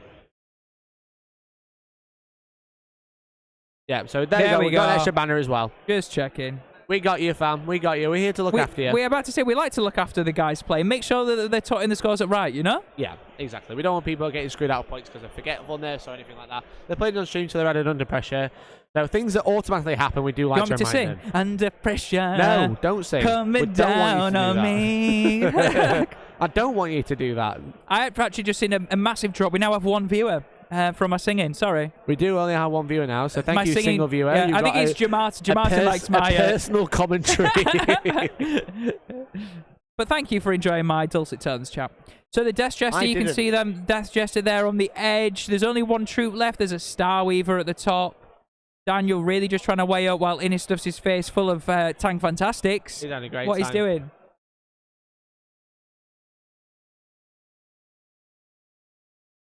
So that's the Death Jester just there. For some reason, the Pentagon huge, but there we go.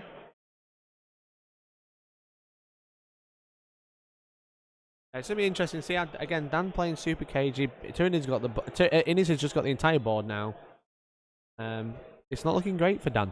No, so there is a unit. So the blue boat that blew up on the top, which was a Star Weaver, and got destroyed. There is a unit of troop just touching. Just inside that wall? Just inside there now, yeah. Innis hasn't brought on any Ripper Swarms, though. Why not? No.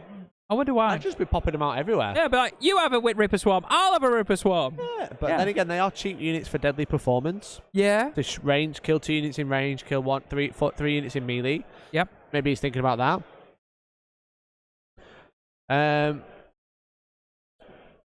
1 viewer, and they're only here for free Avon catalogs. They're only here for what? Avon catalogs. Oh, right, okay. Right, Mr. Metal Carnifex is struggling to stand up. There we go. Apparently he's drunk. He's had a few too many. Does that mean he's touching cover? No, I don't think he'll get cover. I don't think he'll get cover. I mean, look at that Venom Cannon. It's visible. It's fine. Yeah. Keep it up, guys. You're doing great. Thanks, James Ellis. Hope you're doing well. And Tom Warner says, right, that's it. If Tom's going to be singing, if Tom's going to sing, I'm booking it. I'm hoping you mean you're booking me to perform at some party of yours, Tom. You lucky boy. I'm booking you personally for his party. Oh, yeah. I'll serenade your beautiful backside. Yeah. Right. So, again, Daniel thinking, look, he has got some time on the clock. Again, we're only sort of just after halfway through the round. Yeah. Daniel only had like 30 minutes, though, when I last went over. Yeah. We'll see. Innis is a quick player, though. Innis bats through his turns, man. Innis he knows his weapon. stuff. Yeah, he's a weapon. He just goes through. Yeah. He talks fast when he's excited. Yeah. He eats Tank Fantastics fast as well. He does, yeah. It's all that sugar. Boss baby and all his sugar, you know? Yeah, man. Got to keep him going. There's secured objective 1 with the Death Jester and that Star Weaver. Yep. Void Weaver's coming. Looks like the Void Weaver's coming. Oh, there we go. Got a bit more to play with there. Got another unit of troop. Wave 3. Wave 3 we've got. Yeah. You know? It's like extermination on Space Marine, you know? Wave 3 is about to start. Please repair. I'm about to say, Wave 3's not actually that scary. It's like Wave 20 you need to worry about on that. But it's just more troop coming in. Split belts so they can go anywhere. So, luck of the Laughing God was used on these troop coming out now for an advance roll to get. He needed to roll it again and he got a 6. So nice. That's a really good one. And these advance is really good as well. So, you know. Looks like he might be going to try and pick on those Pyrovores because the Pyrovores are nasty. They Yeah, really they're really are. good at picking up the Harlequins just because of their weight of fire. Again, 4 plus one's mint, but when you throw out like 66 automatic hits, Yeah. And you got to It's remember really they're good. extra tough as well because they did get catalysts on them last turn. So those have Wow. they've got the what is how many wounds? 3 wounds each or 4 wounds 3 each? wounds each, yeah. Only 30 points a model. Wow, nice. So, Starweaver just tucking in, getting some line of sight on the Pyrovores there. Mr. Mayhem says, I'm just here to check out some tabletop gaming. I have no clue about any of this stuff. Good stuff, though. I appreciate you tuning in. Thank you very much for tuning in. Really appreciate it. Very kind of you. We try and bring you some of the best coverage possible, you know. Try to tell you exactly what's going on all these tables. Try and give you the best camera angles, the best commentary, the best insight, the best analysis, and most importantly, the best bants. the best shit talking. I was going full for a of shit, positive. Tom. I'm full of shit. Yeah. Who do you think you are? That was very aggressive from me. That was very aggressive. I'm going. I'm leaving. Okay, Mikey's literally walking off now. He's I'm gonna taking his stand chair. up. Oh, I forgot. I can stand up. you can, yeah. Do you know when you the saying of like you take I your can't bat? hear what you're saying anymore because I'm still too far away. Do you know like when you do the take your bat and ball home thing? It's literally what you've done right now, mate. Yeah, You've literally I'm just leaving. I'm leaving. Like when we're having a breakup. I'm leaving and I'm not coming back. leaving? Leonardo DiCaprio. Yeah, You're about to sell some I drugs. look like You look like Leonardo DiCaprio. I do look like do you not think? Chat, I look like Leonardo DiCaprio. I can stand behind you and intimidate. What do you think? know? What are you What do you going to do? think? What are you going to do, You Tom? think me and Leo? Or is it Orlando Bloom? You look like a child. Neil just says when he's drowning at the end of Titanic. No, I look better than that. Anyway, back to the actual game, okay? Oh, man. But it should be interesting. Again, like the Pyrovores are dominating. We've got the Void Weavers look like they're actually coming out now to play on the other side. We can do an interview with Innes. It is. Do you want a mid-game interview with Mikey? What do you reckon? I think Ned's a fucking broke him. We can see that. Yeah, no, me too. I'm not having fun. Not having fun because they're so good. Pretty much, yeah. All right then. My gaming against Robo was fun, but every other game I felt like an NPC, but like one of the end game bosses of Dark Souls, where you're very under-leveled kind of NPC, where like I'm not really doing anything, but I have to roll dice, and you're trying, but it's not working. The defense stat is just too high. Yeah, I've not actually played Dark Souls, I'm just making the reference.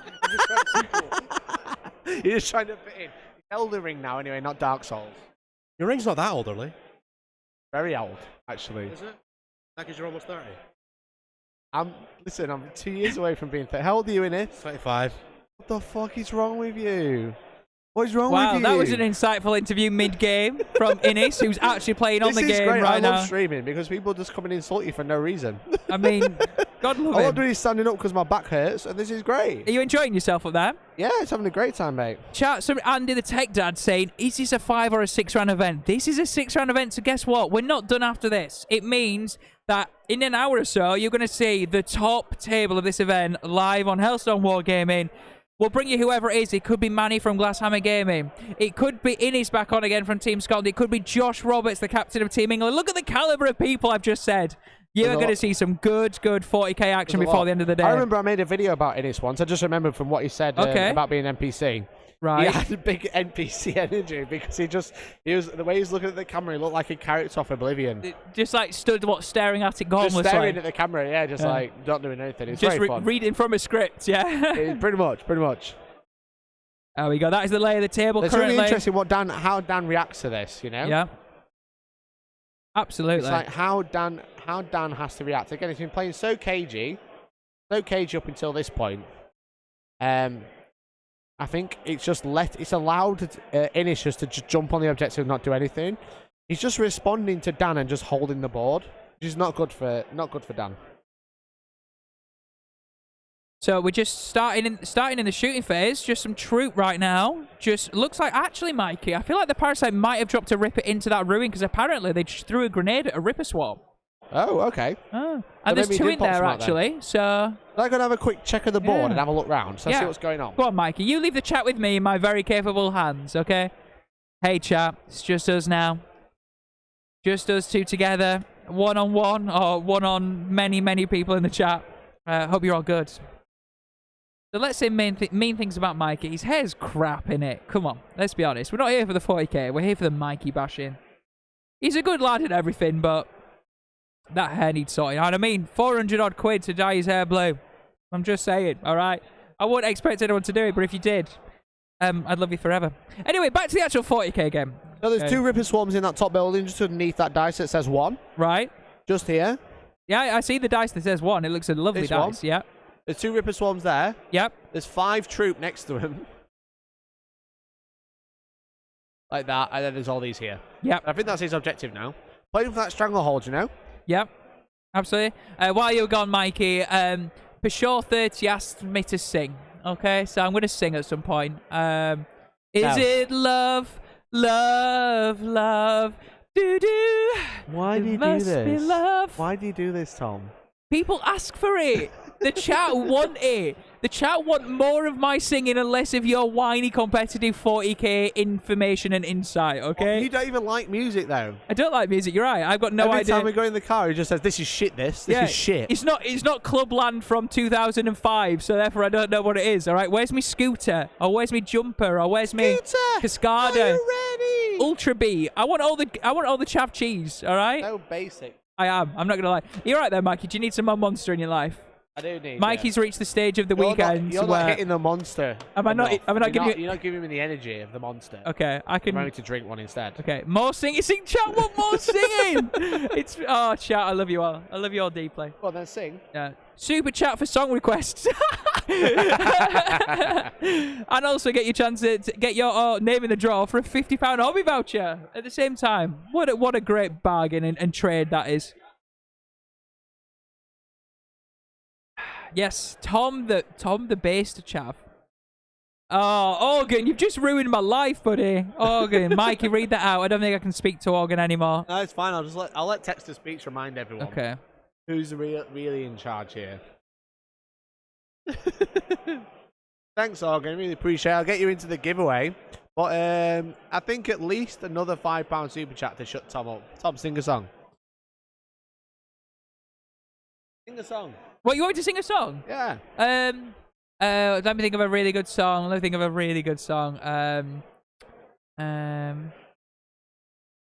really good song, Mikey. My brain's just gone dry of all the good songs. Well done, Tom. Proud of you. You raise me up so I can stand on mountains. All together, chat. You raise me up to Andy's asked for walk Let the Bodies Hit the Floor. stormy seas. Andy's asked for Let the Bodies Hit the Floor. I don't know what that song is. By Did Drowning it? Pool? Can Innis hear me from the table? What? Sorry? By Drowning Pool? I don't know who they are. Do you want me to attempt the song? What is it called? Let the bodies pile high on the floor. Let the bodies hit the floor. I don't even know. I don't know the song. How to make Tom stop singing. People have super chatted to now stop me singing. I'm very sorry, everyone. Thank you so much, Innocent Seal. Seal your lips and shut the fuck up. I have been told and I will do that, okay? Let the bodies hit the floor and let the pile. I'm pretty sure that was something said by somebody else at some point, but we'll brush past that, shall we? Maybe. Oh, we'll God. see. Thank you very much for the super chats, guys. Really appreciate it. You're getting your names down into the giveaway. So thank you so much, guys. Very, very kind of you. Oh my God! Right. Again, at the end of the weekend, we'll be giving away. After the next game, we'll be giving away £50 hobby voucher in our Discord. So make sure you join in. We'll get you in there. I can only apologise to everyone for that really weird 5 moments there. Five minutes there. Central said, "How much to make Tom not stop singing?" Oh, this is what Next song? What's on next? I don't have any more songs in my locker. Look at this. Thanks for the ball gag foot. For Tom's ball gag foot. Competitive 40k, everyone. Welcome. Fuck all the seriousness. None of that. Yeah. Trying to think of There's another other really good streams for song. that. This is where you get Tom just to like be a jukebox. Yeah. What could I sing? What are you going to sing, Tom? I don't know. I really need a good song now. I need a good song. Life is a roller coaster, just gotta ride it all night long. I need you to stop hiding all night long. It's Ronan Keating. Love is a mystery. It's something. I don't think that's Ronan excited. Wow, I don't know where that came from. I genuinely don't know where that came from. Thank you, Lord Gitface, for the super chat as well. You're entered in as well. Thanks, buddy. Thank you, Lord Gitface. I also appreciate the fact that my voice isn't for everyone. It's an acquired taste. Really is an acquired taste. It really is. Yeah. So into the game now that we've probably not looked at You for got 5 minutes. There's 2 missing pyrovores on objective 4 and 1's left on 1 wounds. We now, basically, we've had a light peppering of a shooting phase. And now charge phase, you'll see that we have made a charge and Overwatch was done on the, I believe that is... The Troop Master. The Troop Master. Second Troop Master. Has 1 wound left. Yep. There you go, troops going in as well. Interesting. So it's going to be interesting how he kind of plays this out. Yep. He's obviously got a little bit more dominant position, taking out a bit of stuff, but Innis just has a lot more redundancy. He can bring out the high tides to do some damage. Yep. The Void Weavers are now sat in the open, which is good and bad, because it means Innis might be able to get over and deal with them, but it's flying high tides too far away. So he's going to have to play around the board and try and hide from them as well. Still talking about my voice, Mikey. I don't know if it's positive or negative. Are you going to sing a JoJo theme? I don't know the JoJo theme. What we do have, the JoJo fans. Go on, show the chat. It's a Moon Tyranid. We have the mouse mat because I need it because we're on like a weird, shitty wooden table. So I've got the JoJo boobies. I was censored. Censored. That's it. Yeah, censored. Yeah.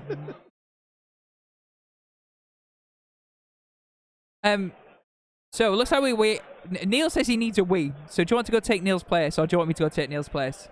Or should we just should we just decipher the game? It'll be fine. We'll decipher the game. It's fine. It's cool. Yeah. So here we see go. What's going on anyway? Look. We can look at it. Parasite is trying to be in combat with the troops. The troops are going to be charging around to grab objective 5. Yep. With the card effects, the Winged High Tyrant is right there to deal with them in response. But you see they've charged the Parasite. Get rid of the Parasite. Get rid of the movement. Get rid of the free Ripper Swarm. It's going to be really good. The other thing is, I guess the Parasite has counts as 5 bodies for obsec. So. That's true. So he does have to kill the Parasite to claim objective 5. That's true. And alien cunning, very crucial. Yeah. And also it just means that like, even if he loses 1 troop in retaliation and doesn't kill the Parasite, that objective is still Innis's. Well, there's another 5 troop in the building as well. There's 10 troops there. And the Parasite's dead. Never mind. It was worth just talking it through, you know? Minus 1's a hit, can't re-roll against it, but he's still dead anyway. Yeah. The Parasite's really good for 80 points. Yeah, really good, yeah. Also small as well. Do you know in the first images we got of it? Yeah, I thought it was going to be like a Morlock or a Trigon size, you know what I mean? Actually came, it's very small, which means it's better for competitive because you can hide it. Yeah, it's much more toolboxy. It's really, really good. We really like it. So I can't wait to paint mine up. It's really cool. Yeah, for sure. So it looks like the troops are just consolidating, trying to stay away from the Carnifex, well, it looks like, unless the Carnifex is tagged on the other side, and just holding that objective now. So that's going to secure Dan, Stranglehold, and a deadly performance as well. So really good turn, this one. If you're just joining us, guys, round 5, turn 3. Daniel went first, so we're going to go into Innis's turn 3 very soon.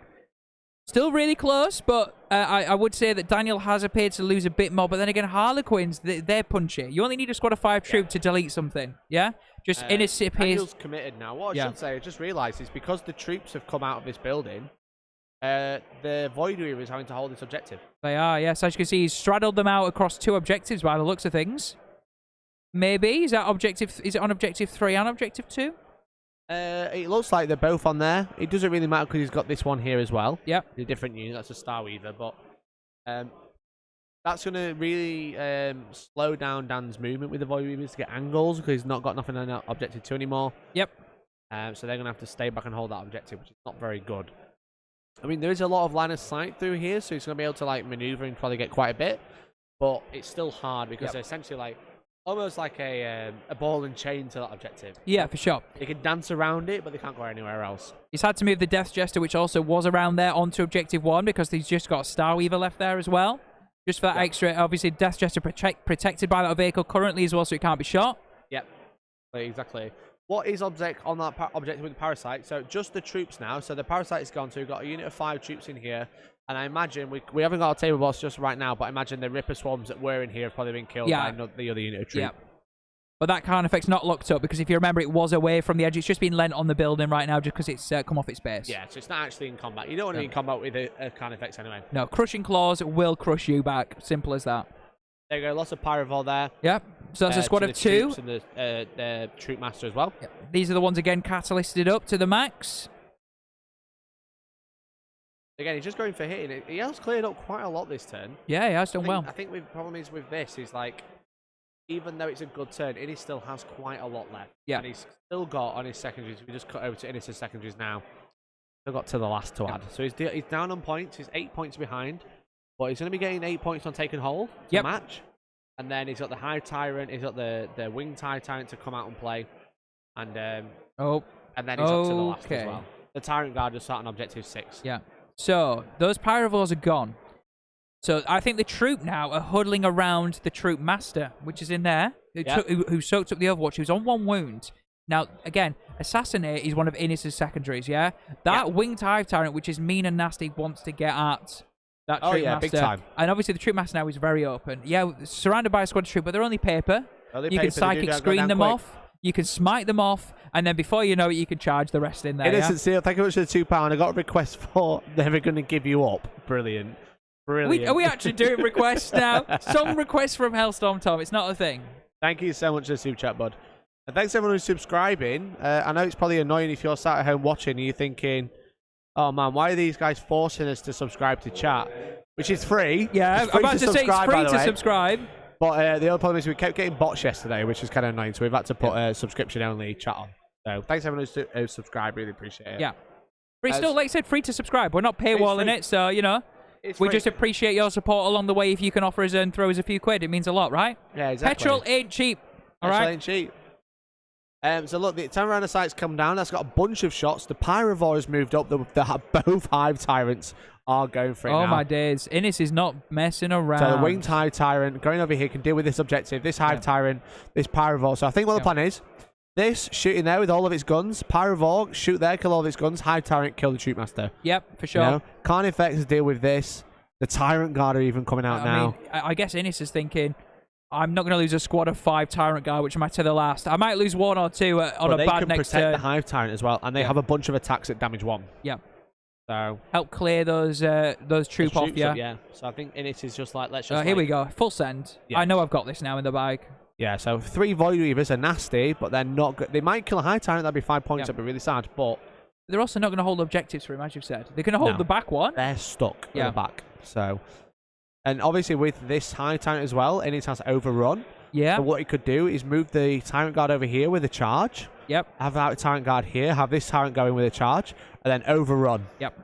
So then the Void Weavers can only really target the Tyrant Guard, maybe a Tyrannocyte or a random Carnifex, but not the big juicy boys. Again, ensuring he's going to get those big 15 points for to the last, yeah? Yeah, exactly, which is super important. Super important. I do think that as well, if you focus on the Death Jester with that Hive Tyrant as well, that would nearly max out Assassination because the Troop Master in the middle would get him another 3. That would take him to 10, and then another 3 for the Death Jester, 13. Yeah, that's the max he can get. Yeah, but then again, that would be what he wants, right? Yeah. So he's going to get strangled again, quite clearly. In my opinion, he's going to be able to fight. He's going to be able to shoot either that Death Jester or that the Starweaver off. Yep. And then hopefully that will be another Stranglehold for him as well. We'll see. I think Stranglehold's pretty much guaranteed as long as he makes that charge with the Hive Tyrant. Yep. Which is not going to be difficult. Not exactly going to be difficult. He could hide up there.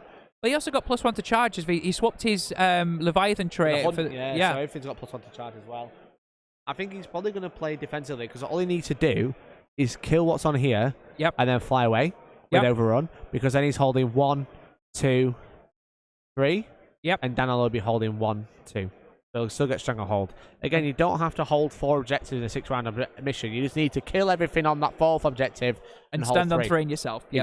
Exactly. I would suggest as well that if everything goes well for Innis here, Dan unfortunately will only have 3 Void Weavers and 1 Star Weaver left, pretty much. Yeah. That's good, yeah. But they're not going to be able to play a mission. No. So I think Innis is just going for just domination now. Just go in and kill everything. We have to speak to Innis about the fact he's using Gene Stealer Cult dice, playing Tyranids. I mean, I know they're all friends and everything, but we'll get some Hellstormwargaming dice, all right? Go to Hellstormwargaming/shop and get yourself some new dice. You know it. I've trained you too well, Tom. I did. I've trained you too well. I'm your protege. Protege? Yeah, that's a good word. Yeah. There you go. Carnifex into the Void Weavers now. Try and kill one, which should obviously be really nice at this point. If he kills one, that means he's not going to be able to string out as much. He's not going to be able to get as many shots off anymore. Look at the Laughing God here, I think. Yeah, I think he saved made both of those saves. Yep. It did take single wound to some mortal Probably wounds. just, some mortal wounds there, yeah. The one shooting in. Maybe both. So Those 4 there's up not in many front. other targets though, because he obviously needs to go in and charge and kill the Star Weavers. He doesn't want to shoot it all off. Pass the them both there objective. as well. If you go well, I think. Yeah, so he doesn't actually have a lot of stuff to shoot anymore. So Yep. if you can kill that one boy weaver on one wound, that'd be nice, but it's not crucial. Not essential. He's just doing this because he's got, like you said, he's got some guns to Here we shoot. go, He's going to shoot charge. them. Oh, only rolled a 4. It'll be 5. It would be a 5. Oh, it would be a 5, of Yep. course, of course. So he's made both. Yep. So how does he split his attacks now? That's the question. You'd go 50-50 surely. You need them both dead, right? Not no. necessarily. He only needs one to die because of if he stays on the objective, if he kills one stranglehold, he's denying that objective. Very so true. holding 3. So you denying just the bank third. everything into the Death Jester then? Because you need it for Assassinate. Yeah, I think so. And the Star Weaver can only shoot the High Titan if he does that. So the Death Chest is much more brutal in shooting. So we got a charge with Tyrant Guard, a 9-inch charge with those guys. And also, the Carnifex on Objective 5, although they didn't move, did charge the troop behind the wall and did 2 mortal wounds on charge because they have the impact charge, impact damage, right? So They roll, they tumble. Yep. You know?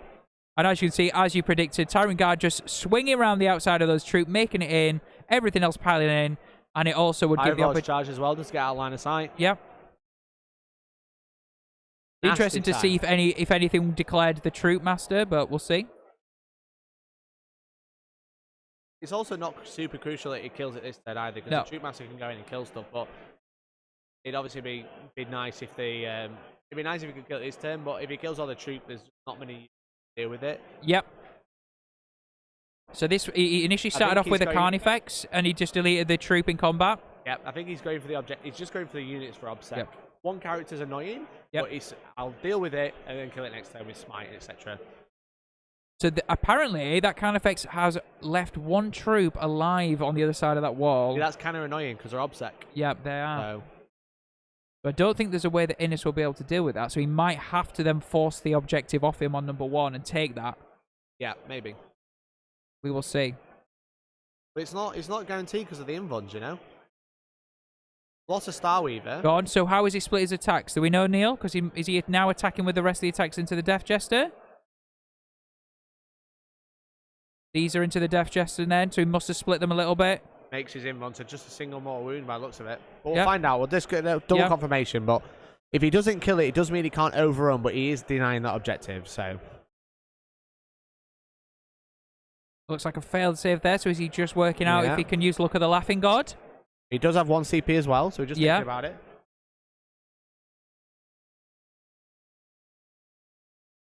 Just discussing with this failed save now. Crucial moment. Very crucial. This is really important.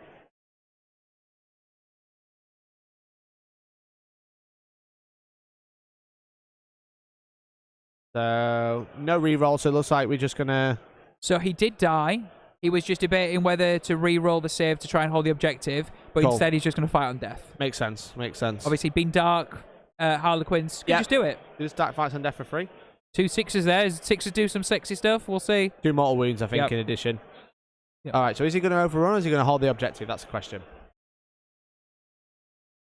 Looks like he's going to stay still, I think, but it might be the end of the phase. I'm We'll about to find say out. it might be the end of the phase, so we'll see what's happening first with find other out. combats.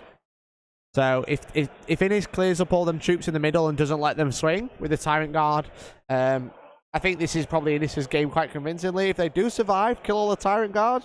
Yep. Not exactly impossible.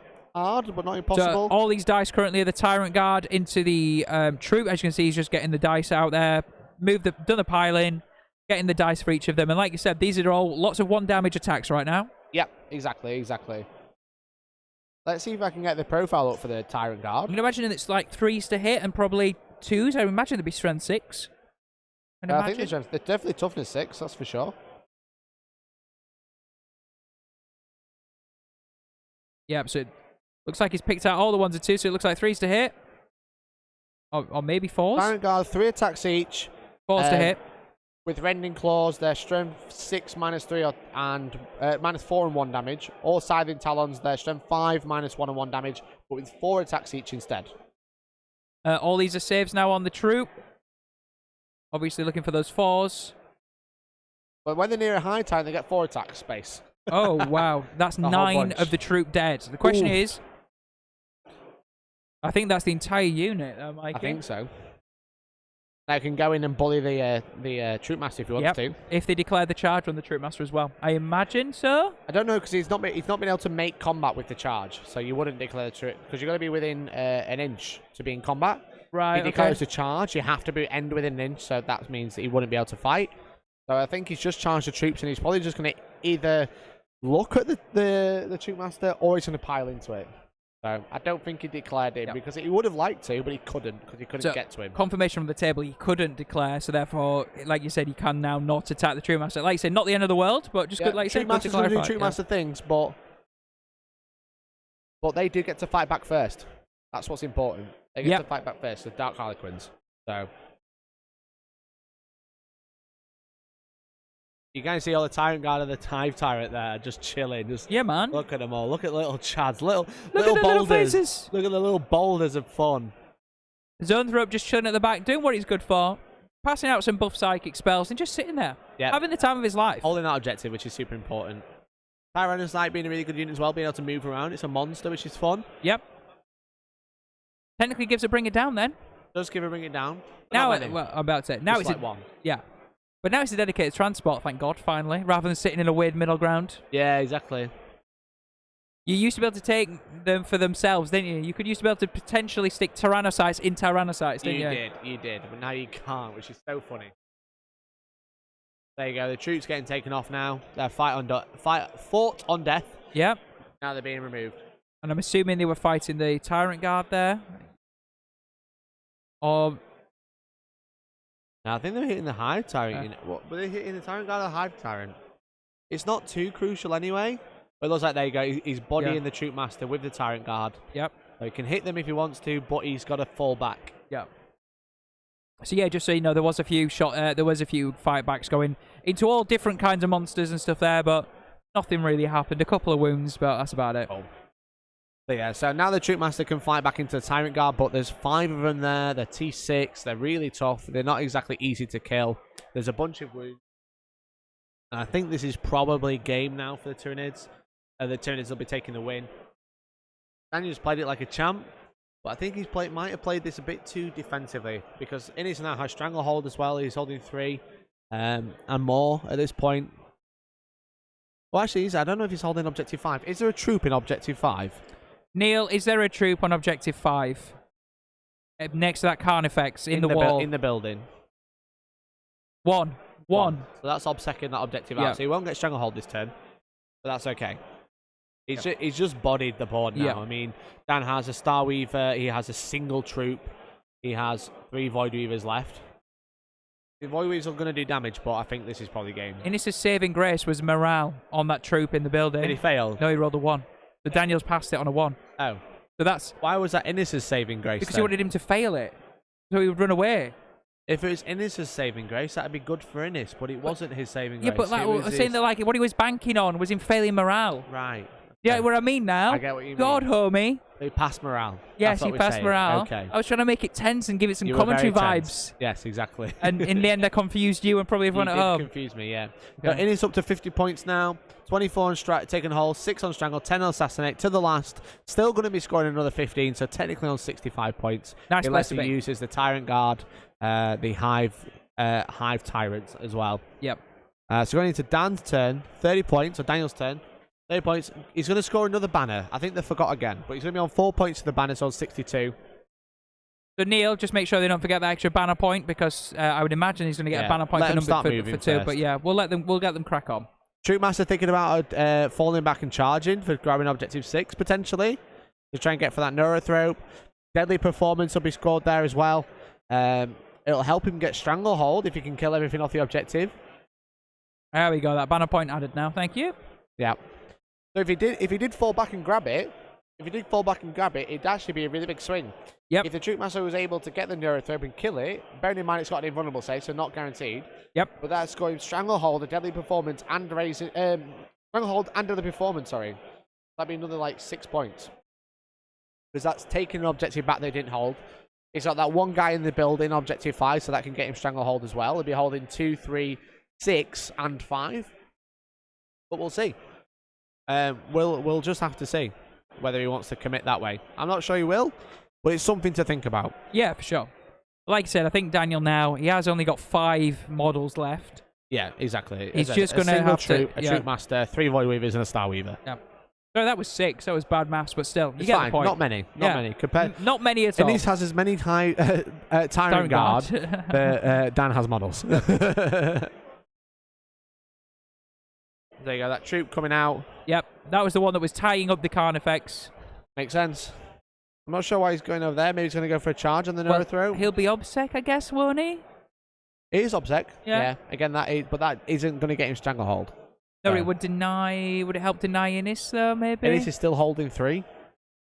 Yeah, true. Yeah, because then he's just basically left one objective for the other objective, hasn't he? So yeah. No, true. Exactly. He's not really changed the board state there. So I'm not sure what the plan is with that, but I'm sure we'll see.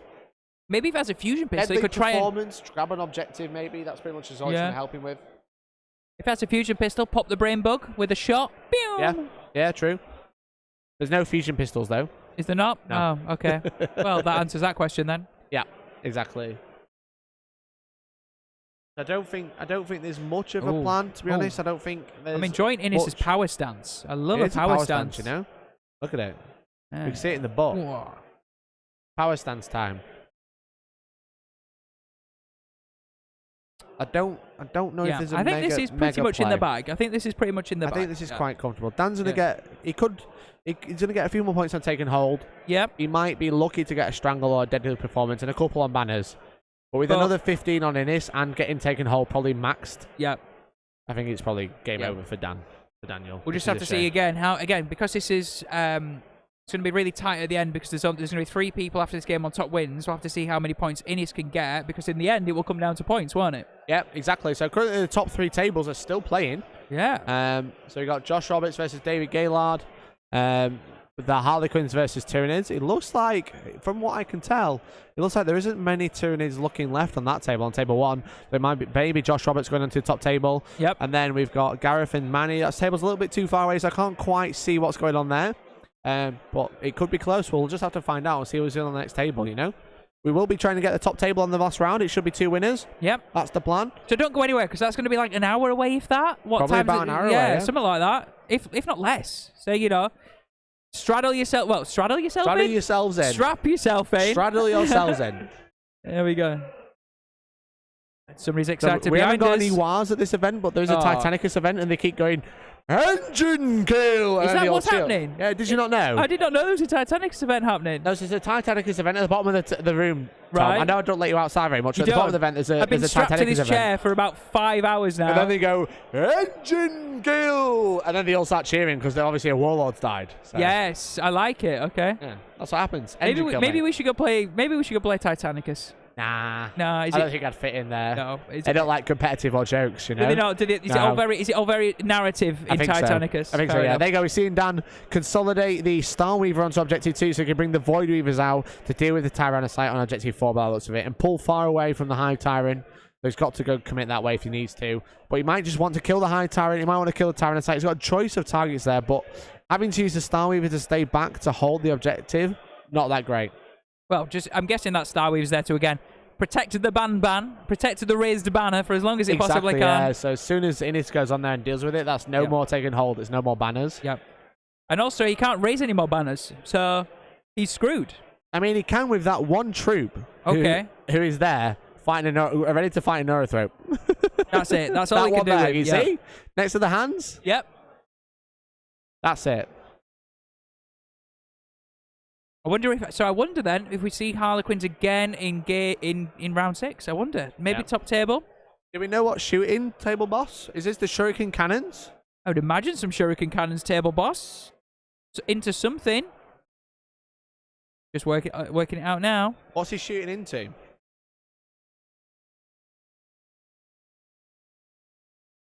This is the prismatic cannons now. Okay, thinking prism cannons into the winged Hive Tyrant right now. Okay, makes sense. Prismatic cannons, shall I say. Wound. Yeah, all wound, looking at that. Orbing ones. He's passed every single one of them apart from two. Two. Oh, 2d3 damage. 5 up filler pains. Ooh. Oh no, he's failed them all. That's How many brutal. damage is that down to then? He's down to 3. Down to Down to 3. three. That's brutal. I mean, it's not in the end of the world. No, but that is it to the last. You have to bear that in mind. Last, yeah. That is brutal. But I think that's about it. I think that's probably about the shooting phase. Could you imagine if that Starweaver could get some shuriken cannon shots onto that high yeah, tyrant now? That'd be quite nice. I think don't he should have maybe tucked his tail out just a little bit just so he could see, you know? Looks like we're charging the troop. It's a 4-incher. Is that enough? Yep, looks okay, like it. said yes. You could tell it was the hand movement. It was the yeah. Why not? Why like not? that. That's how you know. That's how you know it's charging. Yeah. Is the troop master going for a charge? Well, the troop master just fell out, didn't it? Well, it's Harlequins, you know. Oh yeah, true. Yeah. I believe they can fall out and still charge. That's where the troop master is. He's just in there. So is the troop master going into something? I think he's thinking. He's thinking about it. Yeah. He's doing Looks it. like it. He's doing He's got nothing to lose at this point. Yeet. 5. Only a 5. Reroll. 7. Not a bad charge. Not a bad charge. Is that a fail? I think he's failed. Yeah, just outside. See, that was different. That was different. He wasn't a... It was a... It was... I'm know, not convinced. Very different. Very different. You wouldn't understand, chat. Chat, Would you not? Right, okay. No. This is an auto. Grab that objective. He's failed both saves. So that was the troop into the zone throw up. Fine, but also the zone throw up. Sorry, Neurothrope. Neurothrope, sorry. Neurothrope. All right. Basically, nothing happened there. They cancelled each other out, so all fine. Yeah, so they got Deadly Performance, Stranglehold as well. They're holding more because he's denied in his... Oh, actually, has he got Stranglehold this turn? Well, 1, 2... So he's not getting... 3? 1, 2, 3? I don't think... Okay, we'll work that bit out. That's fine. I think Innis has won this game anyway. Oh, yeah, for sure. I don't think it's a that big of a deal. Unless it's from last time, they've just added it on. Yeah, and Innis just going to power on through now. Try and pick up everything he possibly can. Make sure he doesn't die. He's going to gain the CP. He's got 1 CP remaining. Yep. Dan's also got 1. The High Tyrant's going to gain a wound as well. Just use the strat to give regain some wounds on that Hive Tyrant. Yeah, he gained D3 wounds or something. Yep. Oh, it's just 1 wound now. No, so I think it was D3, but he only rolled the 1. Oh, okay. There you go. He's going after that Starweaver. Get rid of that banner. Yeah, because obviously banner's also scored at the end of the game as well. Yeah. Shut that down. For sure. For sure. The Pyrovore, the single Pyrovore, still milling about. Gonna go try and deal with the one remaining troop. Think leader, so. player, I think so. person. Oh no, he's just moving. Okay. He's got the advance as well, so he can flame them Void Weavers. If one Void Weaver's only on 1 wound, don't forget. Yep. The Tyrannocyte can maybe chip off another one. The Carnifex can come up and go after the Troop Master at the top. And then the Tyrant Guard are just going to consolidate onto the objective. Makes sense. But she's going to let the High Tyrant walk through as well. There it is. Beautiful. Beautiful. Beautiful. I'm not sure what the High Tyrant's doing there. You can't charge anywhere. Can't charge. Where? You can't charge. Why? Because there's nothing to charge, Tom. Oh, yeah. You mean... Oh, yeah, I get what you mean now. Yeah. There's nothing to charge us. I don't know what he's doing. He could advance onto the objective. Him, yeah. Maybe. I don't know. Big brain plays going on. I think he's just consolidating and just taking the board now. Unless he's thinking about a smite. That's the other option. Well, currently, so far, the Hive Tyrant has done a smite into the Void Weaver on objective 2. Starweaver. Starweaver, that's the word. Still boat. We're all good. All gunboats, as far as I'm concerned. Everything's dead, Tom. Yes, Andy the takedown, everything is dead.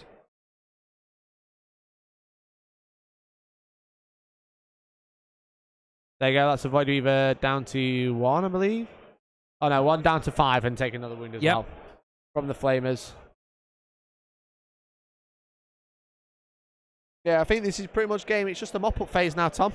It's been fun, though. Oh, he's been really good, yeah. Innis, again, showing he knows his army through and through. He has been playing this for a long time. He's not just jumped on the bandwagon. It's not been a whitewash. No. It's just Dan and stuff. Just think, again, I think he's just played too defensively in this game. Bit too defensively, let Innis take the board, let him come out when he needs to, dealt with the things that are coming in, and not really done anything else. So, Dark Harlequins are a really strong army, light Harlequins on table 1, you know, and then we've got Craft Worlds on table 3. Yep. And then Tunas on every other table. It's quite interesting. It's like 3 different builds in every list as well. Yep. You've got Innis's one, which is very toolboxy, very techy, lots of like little random stuff. You've got the Pyrovores and stuff. You've got Garrus, who's basically spamming Biovores and Pyrovores. Yep, because they're very efficient for their points, aren't they? And then you got David Gaylord using the Harpies as well. So it just shows that the Tyranid book isn't broken, in my opinion. It's just very well balanced, and there's a lot of ways to play it, which players are finding their own way to play it more fun. So we've had some Venom Cannons from High Tyrants and stuff pick up another one of those Void Weavers and just some chaff shots. There's one Void Weaver left on objective 3. Looks like we're going to shoot the Pyrovore. This is the Pyrovore with 11. 11 auto-hitting shots. 11 flamer time. That's what you need, right? No, decided to go 4 shots instead. I'm assuming for the damage too. I think he's on for damage too, yeah. 4 damage there. So I think it's left on 1 wound. 2 wounds maybe. We'll work that out in a second. Is there much else to shoot? 2 wounds left on that Void Weaver. So we have a Star Weaver on 5 on objective 2. We have a Void Weaver on 2.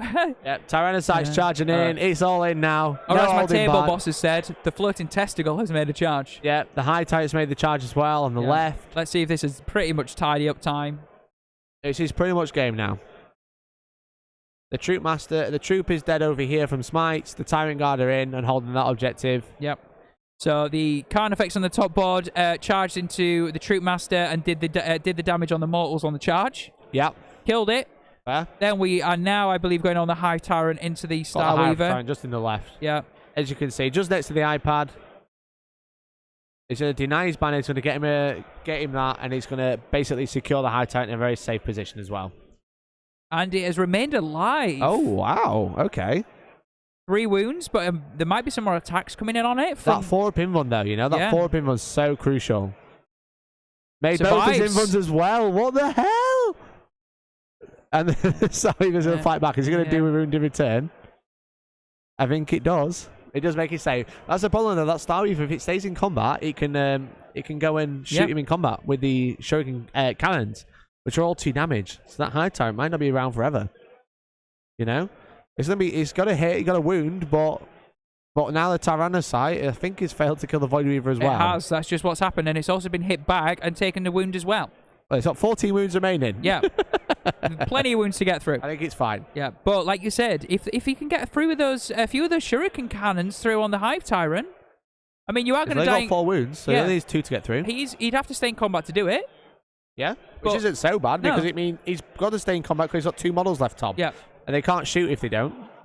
So you're a bit like, also, I want to try and deny you at least 5 points. I'm sorry, but I do. You know what I mean? It'd be nice. It'd be very nice. Because obviously the points are quite close, you know? Like, you've got Innis on 34, 9 for Strangle, 13 for Assassinate to the last to be added. Yep.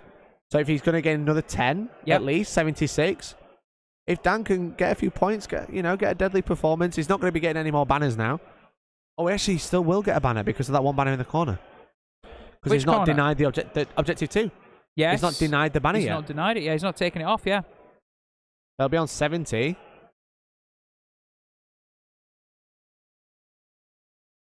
But again, 2 models left. Only 2 models. I mean, don't get me wrong. Points are looking nice and juicy for Daniel. He's done all right. Respectable on the points, but yeah. Yeah. So that looks like he's now into Daniel's Daniel's turn 5. Yeah, he is falling back. That's interesting. I would have just stayed in combat, man, but that's just me. I suppose he can fall back and shoot, maybe? Because of Harlequins? I thought that was just the flip belts, though. I'm not 100% sure. The guys at the table will know, obviously, thankfully. You would hope so. Let's have a look. I just can't quite remember if they have fall back and shoot. So 5 dice again for a look at the Laughing God in his final turn. I believe this is the Void Weaver shooting into the Hive Tyrant, rolling them one at a time because they look at the Laughing God again.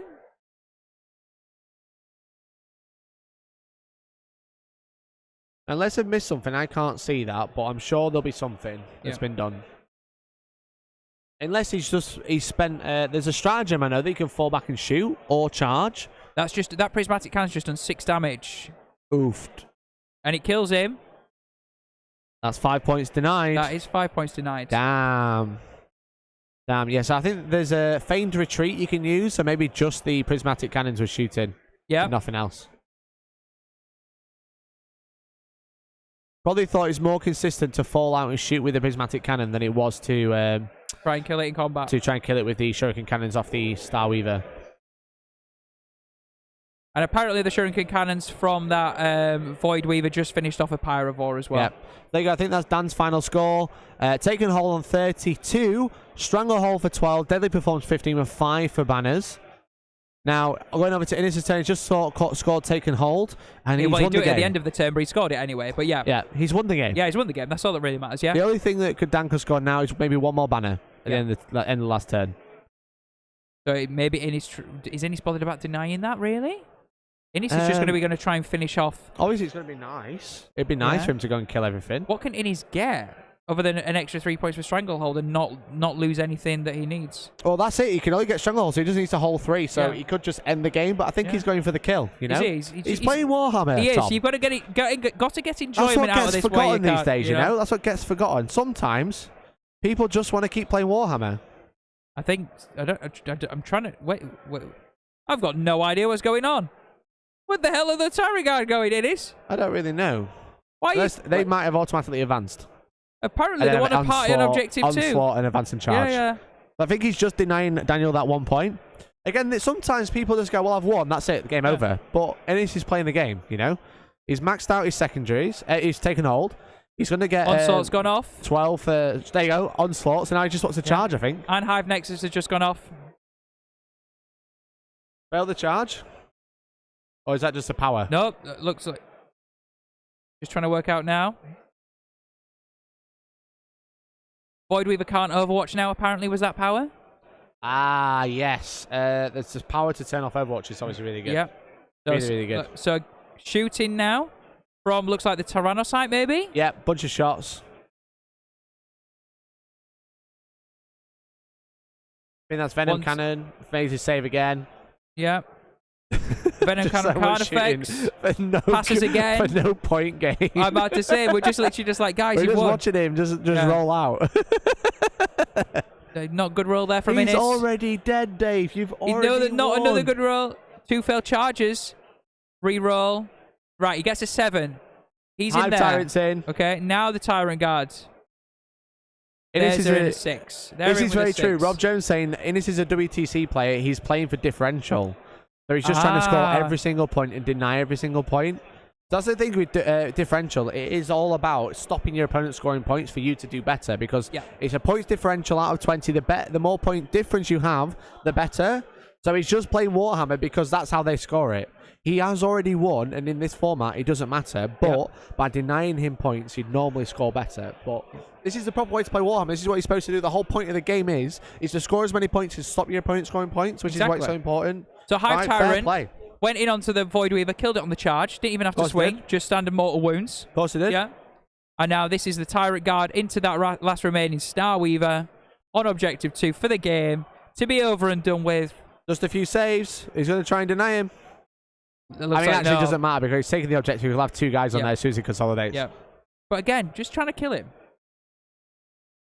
This is all about getting into the mindset, you know. 1 wound left. Getting into the mindset of a player, how a different scoring system can change how you play games. Oh, it's a bad roll. It's a bad roll. He's got, I think, 3 saves there from Daniel now to 4. He's dead anyway. Doesn't matter. Is it a blow? He blows. He blows. He blows and doesn't win. He blows. Let's go. There we go. That's game from the boys. They'll tap the points up as we speak. So Innis getting his max, 10 points into the last. Yeah. Daniel not getting that final banner.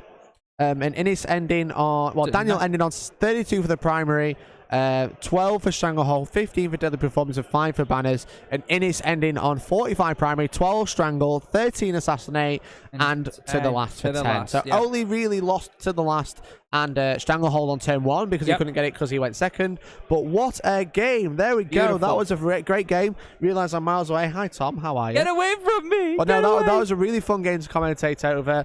Well done to Innis for taking that one. Dan playing it like a champ, but again, maybe playing it a bit too defensively, I think. And, also... I know I've said that point before, but I think that was probably the problem. Also, like Dark Harlequins, though, if you do get line of sight, it was a tough mission because the objectives are out in the open. Yep. And that really, again, 6 objectives, 4 smack bang in the open. The troop can't take much punishment, and you have to be putting stuff on objectives again. If he's popping Star Weavers and popping the Void Weavers, what you're going to start spilling out right into the open, and it plays a bit more into Innis's hands, who has more survivability. You know what I mean? So. Yeah, exactly. So fair play to both players. Yep. A great game. Really close, really. Obviously, only 16 points in it, which isn't a great deal. Obviously, Dan managing to kill that high Tyrant, which has been super annoying all game, coming out, killing stuff and flying away again. And then Innis being able to just deny all those points for Dan. Maybe, what was Dan's other secondary? Raise the banners wasn't a great one, because all the objectives are wide in the open, so you're going to be having to push for them. Deadly performance, really good. Stranglehold, a really good one for Dan there. 12 points is really high. Obviously, Innis taking Stranglehold for 12, really good one for him, because he's got to keep pushing out. You've got to keep holding more. You've got to hold 3 and more. That's really crucial. So Stranglehold, I can auto take. Assassinate, getting all of his characters, because they've got to come in, because they're all combat-based, because they're Dark Harlequins. Yep. And then obviously getting tented to the last. Yeah. Failing to kill that Void Weaver, costing him 5 points. Yeah. Bit interesting to see how many points he would have got from no prisoners, maybe, because it feels like he did pick up a few. How many points would Daniel have got from no prisoners again? Not that great, because No? only the troops are worth no prisoners. Only about 5 or 6. Right. Okay. So So he would not a have great deal. got the same as banners then. Yeah. Okay. exactly. I think even Innis. Oh, you mean no prisoners for the Tyranids? Yeah, for the Tyranids. Oh, maybe, yeah. because he's got all the Pyrovores. Yeah. They're they're like a point each unit. Yeah. So I'm just maybe pulling something Innis's similar. list up now. But he's- Pyrovores add in, but then all the characters don't add anything. That's the other problem. So Innis gives up 8. So he has 86 wounds for no prisoners, so he could give up a max of 8. Points. The problem is the full squad of Tyrant Guard is still up, so they are a massive chunk of that. That's so I would 15. again. So he's only got 71 wounds remaining, so he gets 7 points. Yeah. So So it'll be 2 points different if he killed everything else. So it wouldn't have changed the swing of the game, but again, banners, maybe not the ideal choice Banner's in this not one. a good one, but there we go. Well, there you go, guys. That's everything. That's it for that round. We've got one more round after this. Yeah, it's going to come up We've very got one soon. more game, yeah. So Very make soon. sure you grab a cup of tea, grab a coffee, grab some snacks. It's Sunday afternoon. Sweets and treats, Popcorn, guys and girls. Yeah. popcorn. Make sure you join our Discord, ! Discord in chat. All the link in the description. And we'll bring you the top table next round. We're excited. You've been sexy. We've been gorgeous. And we will see you in about half an hour, you beautiful people. See you later, guys. Bye.